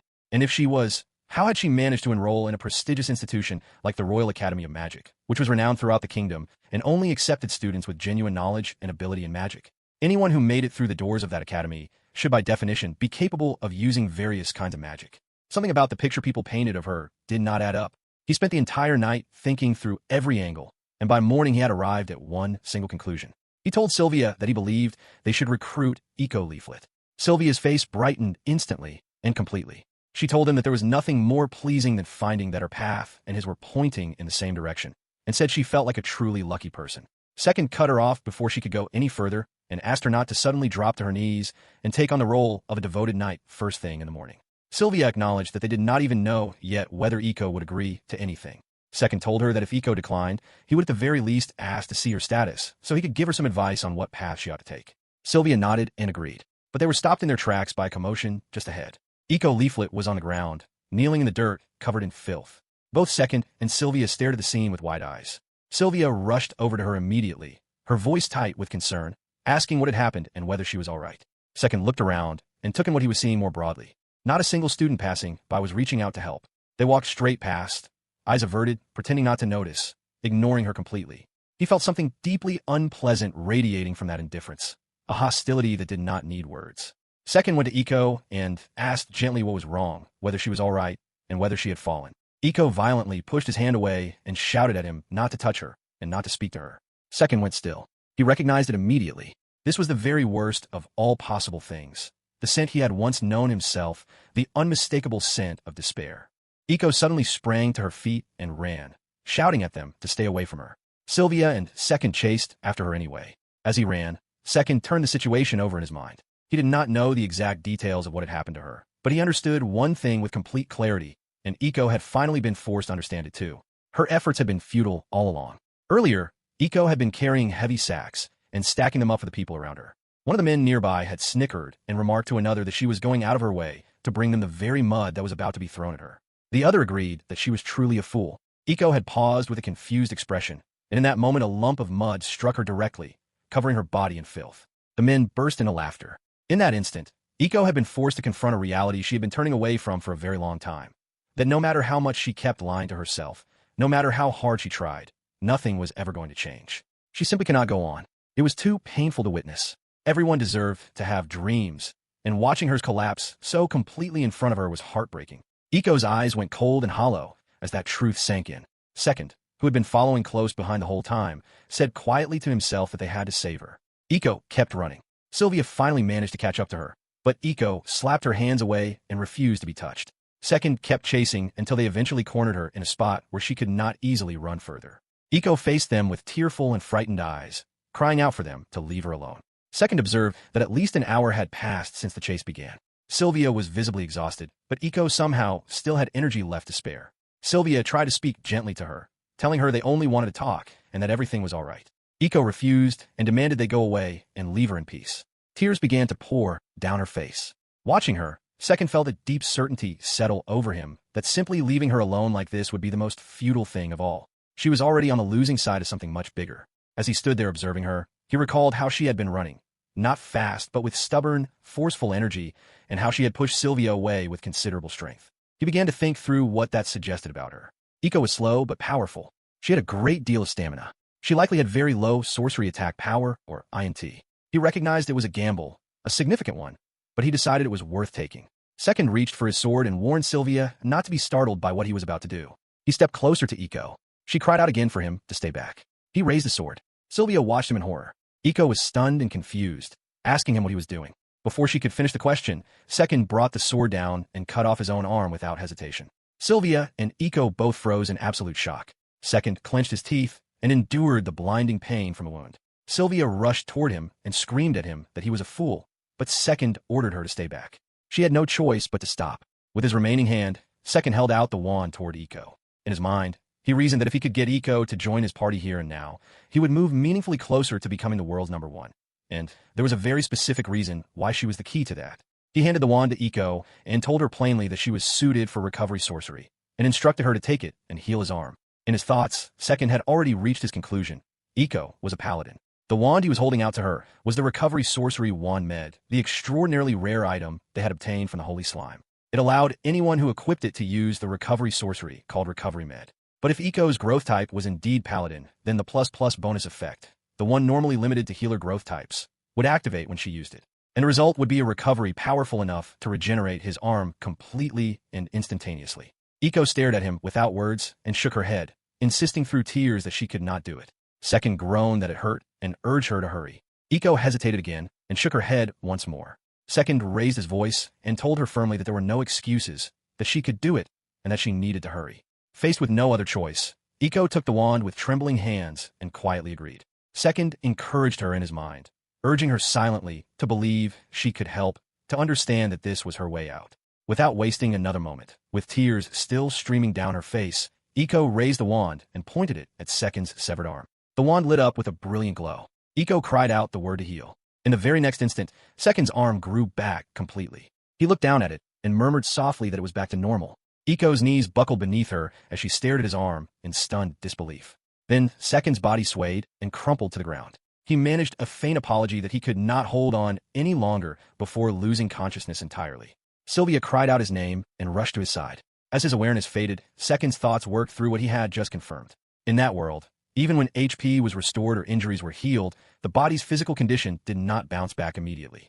But more importantly, he had figured out Iko's growth type while chasing after her. She was slow but strong, had enormous stamina, and was struggling badly in a school built entirely around magic. That meant her INT was extremely low. She did not fit the image of a sorceress in any way. She was not fast enough for archery. Her strength was decent, but her agility was too low to make her a mobile fighter. And yet, despite her low INT, she appeared to have a tremendous amount of MP taken together. Those traits seemed to paint a picture of someone completely hopeless. And yet some of the highest ranked players in the game had deliberately chosen that exact growth type. And there was a reason for that. Paladins use their high HP, stamina, and VIT to master shield arts. They stood as an immovable wall between their companions and the enemy, absorbing hit after hit, and the moment they took damage they used recovery sorcery on themselves to bring their own HP back up. In other words, they could hold that wall indefinitely until their MP ran dry. A paladin on a team was not a weakness, they were a cornerstone. Every team that had risen to fame at the highest levels had one. If second could bring a paladin like Iko into his party, the formation would become something truly complete. Iko as the frontline wall, himself as the all-rounder in the middle, and Sylvia as the magic archer in the rear, advance, middle, and rear guard perfectly balanced. With a team like that, he would close in dramatically on becoming the world's #1. And from there, he could aim even higher. He wanted Iko on his team. That was the one thought that rang clear and certain in his fading mind above everything else. Second was fully aware of what he was doing. He was trying to make use of Iko, trying to bring her to his side because he was certain she would be genuinely valuable once she learned recovery sorcery properly. Thinking about it, he realized he had done the same thing with Sylvia before. He had taken advantage of the emptiness in her heart and pushed her somewhat forcefully toward joining him. He had gone to considerable lengths to earn her sympathy and pull her in his direction. And yet the truth underneath all of it was simple. He genuinely wanted her to follow him. In the quiet of his fading consciousness, he found himself making a soft and sincere plea for her to do just that. Slowly, he came back to awareness and found himself lying inside a room. Sylvia rushed to his side the moment she saw his eyes open, calling out in breathless relief that he was awake. She grabbed his hand and told him firmly not to go overboard like that again, reminding him that without that hand he would never be able to become the world's #1. Second looked at her gently and pointed out with some difficulty that it was actually his left hand she was holding, not the one that mattered. Sylvia's face instantly went red with embarrassment. She let go quickly and let out a long sigh. She then told him he had quite the nightmare while he was out. Second stayed quiet for a moment before giving a small, easy smile and telling her it was nothing to worry about. Sylvia repeated his words back at him with feeling. She told him that worrying about him should have been her line, not his. She reminded him that both she and Iko had been saved by him, not by anyone else. He had pulled her out of a completely hopeless situation as though it were nothing. Because of that, she said, there was no reason for him to carry any worry on his own. She told him she would become his knight and follow him wherever he went, no matter the distance. She gave him a soft smile before quietly leaving the room. Second sat up on the bed and wondered whether she had heard him talking in his sleep. But then he reconsidered. It was not just that. He was fairly certain that Sylvia had seen through him from the very beginning. His attempts to take advantage of her weakness, his use of her for his own goals, and the unease that sometimes gnawed at him because of it. And despite all of that, she had chosen on her own to say she would follow him. He thought quietly to himself that she was a genuinely good person. Just then, the door flew open with a bang, startling him. Someone burst into the room, calling his name. He turned toward the door and found Iko standing there. She ran straight to him and threw her arms around him in a tight hug, apologizing over and over without stopping. Second gently patted her on the head. He told her again, clearly and directly, that recovery sorcery suited her, and that she should leave school and come with him instead. He thought to himself that this was the ideal moment to ask, and that while he was making use of her vulnerability, he had genuine faith that it would be her salvation rather than her ruin. Iko looked up at him with bright eyes and asked if she could really be helpful to him. Second smiled and confirmed it, telling her they should travel together. But just as quickly, the brightness in Iko's expression faltered and she hesitated. Second noticed the shift and asked quietly whether there was some reason she could not simply leave school. Iko looked at him in surprise and asked how he could have known there was something holding her back. Second simply grinned and reminded her that he was the world's #1. He encouraged her to go ahead and tell him everything. Iko's fist tightened as she gathered herself and began to speak. She told him everything about herself and where she had come from. She had been born in a beastfolk village far from the royal capital. Even as a small child, she had possessed a strangely and extraordinarily high amount of MP, and her father had gone around boasting about it to everyone. The villagers began to believe that such a vast pool of MP must mean she had a remarkable talent for sorcery. The story spread further and further, and the year before, the entire village had pooled their money together and used it to enroll her in the prestigious Royal Academy of Magic. She had become their countryside prodigy, their hope, the girl who, they believed, would become a great sorceress and use that prestige to help the village grow and prosper. As for how she had passed the entrance exam, her growth type meant that only her INT was abnormally low. In every other aspect of sorcery, she had no trouble learning at all. She was in fact superior when it came to acquiring knowledge and skills. She had already learned the raptor form and the wind and earth elements on her own. But because her INT was so devastatingly low, the actual power behind her magic was less than half of what the other students could produce. And because of that gap, she had been labeled a failure. She added quietly that this was why she could not leave. She could not betray the expectations that the entire village had placed on her shoulders and poured their savings into. After finishing her story, Iko could not help but think about what those expectations had actually brought her. They had not lifted her. They had become an enormous and crushing weight that pressed down on the heart of one lone girl, bearing down on her even now. Second told her gently that it was going to be all right. He told her he had already prepared an escape route for her. Iko looked at him with confusion. He told her plainly that she could escape, that she had a good way out right there in front of her. He whispered to himself that this was different from his own situation, when there had been no escape route at all. Iko echoed the words back uncertainly, asking if he truly meant it. He confirmed it and told her again not to worry. He reminded her of what he was working toward, becoming the world's #1. He asked if she understood what that meant. Iko looked at him with an expression that made it clear she had no idea what he was referring to. He explained it to her. It meant the best in the entire world, not a single person stronger than him, and she would be one of the members of his team. He asked her whether there was anything more prestigious than that. The Royal Academy of Magic, he said, was nothing in comparison. Being a court sorceress was trivial. And as for her villagers, they would not just be pleased.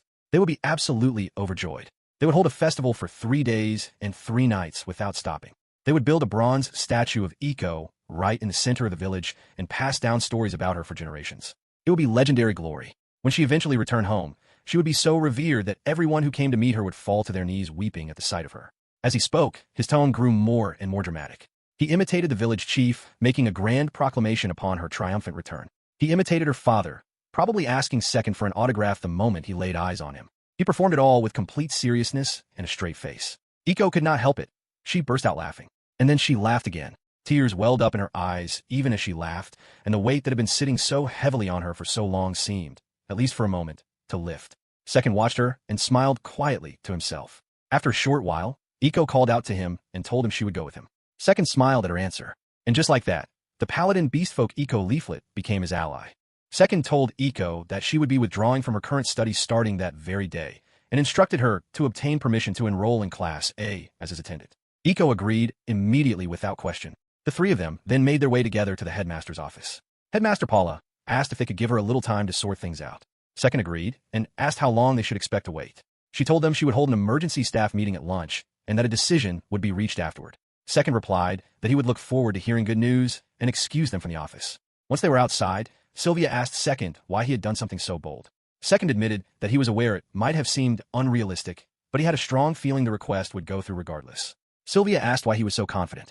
He explained his reasoning. They were exchange students, and on top of that, he was presenting himself as a noble from a foreign country whose own eyes had witnessed bullying specifically directed at a beast folk. Sylvia quietly realized what he was getting at.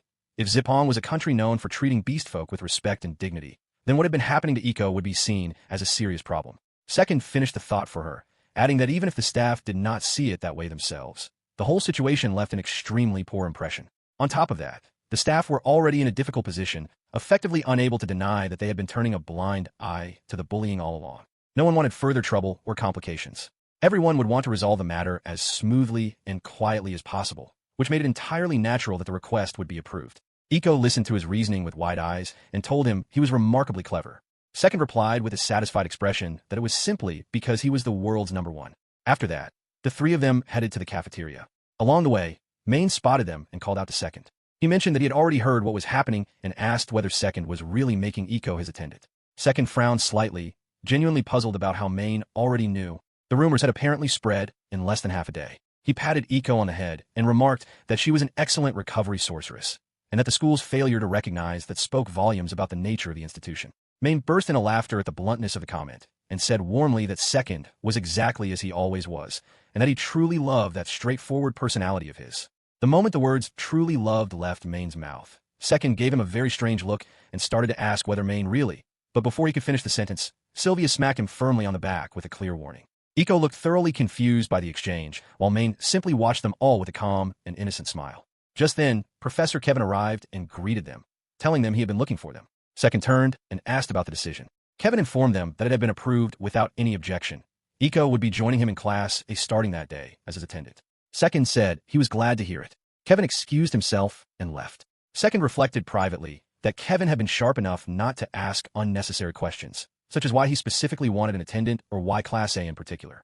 If Kevin had pressed for an explanation, Second had been ready to give him a pointed response about making sure Iko would not be bullied again, though he was glad it had not come to that. Sylvia then turned to him with some surprise and asked why he had specifically placed Iko in Class A. Second reminded himself quietly that he had a devoted but somewhat oblivious female knight on his hands. Iko asked the same question, equally curious. Second thought through how to answer it. The simple reply, that it was so Iko would not be bullied again, would have been easy enough to say, but it was not the whole truth.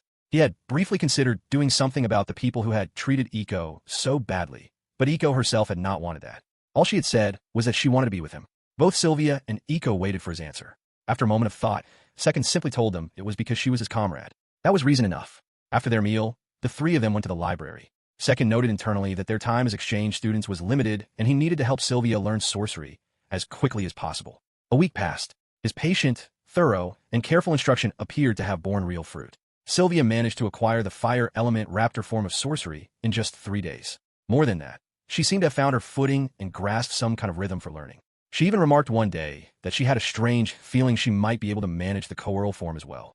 Taking that as an opportunity, they ended up borrowing grimoires for all 4 elements of the coeurl form from the librarian. And since they were available, Second decided to acquire all of them himself as well. Sylvia threw herself into the work with visible determination, repeatedly muttering to herself that she was almost there, sitting fixed in her seat as though the library itself had cast a spell over her. By that point, Second had already taught Sylvia everything she needed to know, which left him with a more relaxed stretch of time. He and the others spent some of it lying on the grass and enjoying the calm. Main had found his way over and joined them, and the remaining days settled into a comfortable and easy rhythm. On the surface, it might have looked like Second was simply taking it easy, but he had a clear goal running quietly beneath everything. He was working to get on Main's good side. By that point, he felt he had made significant progress toward it, though he believed he was not quite where he needed to be yet. The reason he wanted to build that closeness with Main came down to one thing: the 4th form grimoires. Main had mentioned that the 4th form was housed inside the royal palace. The grimoires for every element of the 4th form each had roughly a 10% drop rate from the boss of the first-ranked dungeon, called Algin, the simplest of all the first-ranked dungeons. He was fairly confident that with Sylvia, Iko, and himself working together, clearing Algin dungeon would not be beyond them. But rather than going that route, he had been gradually growing closer to Main in the hope of building the kind of relationship where he could simply ask Main to bring him to the royal palace, and Main would say yes. In the middle of all of this, Iko held up a document she had found and asked what it was. Second turned toward her, and it occurred to him for the first time that Iko had limited reading ability. She had difficulty with the written common language used in that world. Thinking back, he recalled that in the game Mabayon, beastfolk characters other than the important ones had spoken in their own beastfolk language rather than the common tongue. That meant Iko had specifically learned the written language in order to attend the academy, which was no small thing. And despite the enormous handicap of having to read magic grimoires while simultaneously consulting a dictionary, she had somehow managed to acquire the raptor form of wind and earth elements on her own. She could not actually use them given how low her INT was, but the fact that she had learned them at all was remarkable. A thought passed through Second's mind that despite how things might appear on the surface, Iko might actually be a deeply intelligent person. He immediately pushed the thought aside and decided it was probably just his imagination. He told Iko to hand the document over. She passed it to him happily. He read the headline, which announced that entries were now being accepted for the 51st Sorcery Convention. He explained to Iko that it appeared to be a competition held every year, and that the winner would receive a prize. Iko asked what the prize was. Second scanned the poster further, and then went completely still. His eyes had landed on the reward listed for the winner. It was the chase ring. He read it a second time to be sure. His body began to tremble with excitement. He looked over at Iko, his eyes burning with a fierce and focused determination, and declared that they were going to enter the sorcery convention. The chase ring had a rather tacky name, but it was an extraordinarily powerful accessory. Its effect was simple. After casting sorcery, there was a 10% chance of an extra attack triggering, essentially giving the user a double attack. The mechanic itself was straightforward, but the implications of it were massive. Second thought privately about the woman who might look at that description and dismiss it as nothing remarkable. She would be completely wrong. The truth was that the chase ring could be upgraded 3 full levels. If the user managed to befriend a high-ranking blacksmith capable of performing ability upgrades on equipment, the chase ring would evolve into something monstrous. Specifically, after 3 levels of upgrading, the chance of triggering an extra attack would rise from 10% all the way to 25%. And of course, an item with such extraordinary hidden potential would never come cheap. Back in the days of Mabayon, it had cost 1.5 billion CL. In this world, the exact price was unknown, but regardless of what it was, he was determined to get his hands on one by whatever means necessary. As luck would have it, the sorcery convention was scheduled to begin on the very last day of their exchange program. Second was aware that as a foreigner who had apparently found grimoires to be a novelty, going all out using the raptor and coeurl forms during the competition would make certain people very suspicious of him. But as long as they made a swift exit immediately afterward, he was fairly confident they could manage without too much trouble. The day before the sorcery convention arrived, Second asked Main whether he planned to attend. Main explained that as the second prince he was obligated to participate, and then asked whether Second would be attending as well. Second said yes, which caused Sylvia to spit out her drink in pure surprise. She immediately told him she had known nothing about that. Second remarked that her reaction was exactly what he had expected, and then explained simply that it was because he had never mentioned it to her. Main let out a heavy sigh beside them. Second noticed the sigh and asked Main whether something about the convention was bothering him. Main explained that his older brother would be present the following day. Second looked at him directly and asked plainly whether he meant the first prince and whether Main had some difficulty with him. Main quickly said it was not that simple. He clarified that he simply was not good with his brother. His older brother was someone who valued talent above all else, and because Main's own strength lay entirely in sorcery, his older brother, whose forte was swordsmanship, looked down on him greatly and called him weak. On top of that, even without intending to, his older brother saw him as a rival in the contest for the crown and therefore viewed him as a threat. Although his brother was officially coming the next day as the commander of the First Chivalric Order to observe the event, Main was certain that his real purpose was to humiliate him in front of everyone gathered there. Second absorbed everything Main had said. He noted internally that the first prince was the commander of the First Chivalric Order, and from the sound of things, the first prince was not a good person at all. He glanced over at Sylvia, who had gone quiet. Something clicked into place. He understood now. The first prince must have been among the corrupt figures from the upper ranks of the chivalric order who had made Sylvia's life difficult, and being the commander made him the highest among them. Second turned back to Main and suggested that he could simply pretend to be sick and skip the convention entirely. Main shook his head and explained that his older brother would use that against him without hesitation, declaring publicly that even after attending an academy of magic, his weak and cowardly younger brother did not have the nerve to show up at a sorcery convention. Second thought to himself that being a prince was a genuinely painful existence. Sylvia broke the quiet that followed, addressing Second in a casual but deliberate tone. He asked her what was on her mind. She told him that she had acquired the Coeurl form that very morning. Second was genuinely caught off guard. He asked her in disbelief whether she meant that morning, and noted that he had heard nothing about it. Sylvia gave him a small smirk and pointed out simply that it was because she had never mentioned it to him, in exactly the same way he had never mentioned his plans to enter the convention. Meanwhile, Iko sat beside them, completely absorbed in eating her food and unbothered by the whole exchange. The following day, the sorcery convention arrived. Second sat in his seat with a focused and serious expression. Nearby, a group of students were talking among themselves. One mentioned that while there was apparently a ring being offered as the prize, he had never heard of it before. Another said that the previous year had been the 50th anniversary of the convention, but it had not seemed like a particularly significant occasion. A third added that the number of participants had been dropping and the rules had been revised, suggesting the whole event was in decline. Second listened to them and thought to himself that despite being aspiring sorcerers, none of them seemed to understand the true value of the chase ring. Without any upgrades, it was understandable that a 10% chance of an extra attack might seem unimpressive, but he could not fathom how people who studied sorcery would be unaware of ability upgrades and what they could do to an item like that. The conversation nearby shifted. One of the students mentioned that the first prince, Klaus, would apparently be spectating that year. Another smirked and said it was obvious why, gesturing toward Class A. The first one said he understood it was about the second prince. Someone else added that there were rumors the two brothers were not on good terms. Another student explained with a laugh that apparently the first prince regularly beat the second prince during what were called exhibition matches. A third burst into laughter and remarked that the first prince sounded impressive for it.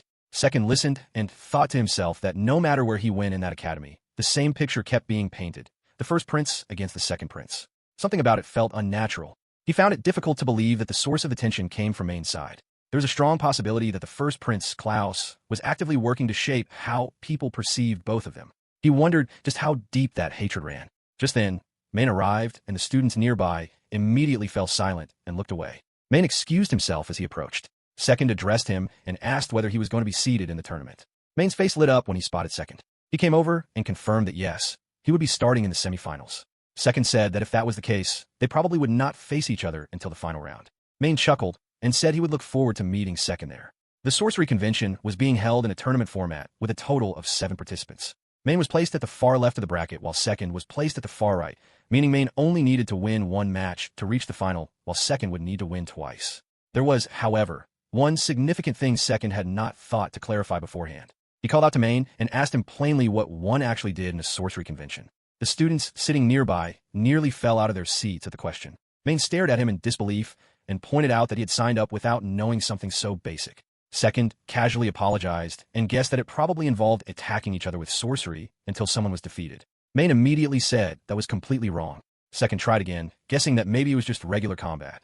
Main's voice rose even higher at that, demanding to know what had happened to the sorcery aspect of his previous guess. Main sighed deeply and then explained the actual rules. The convention was conducted using something called a competition crown, which meant that no one's life was ever in danger. The competition crown was an item primarily used in player versus player situations, and it allowed matches to be held with absolutely no real risk to either participant. Every piece of equipment, every skill, and every limitation had rules established for it in careful detail. The reason there was no genuine risk was that everything occurring inside a competition that used a competition crown was virtualized.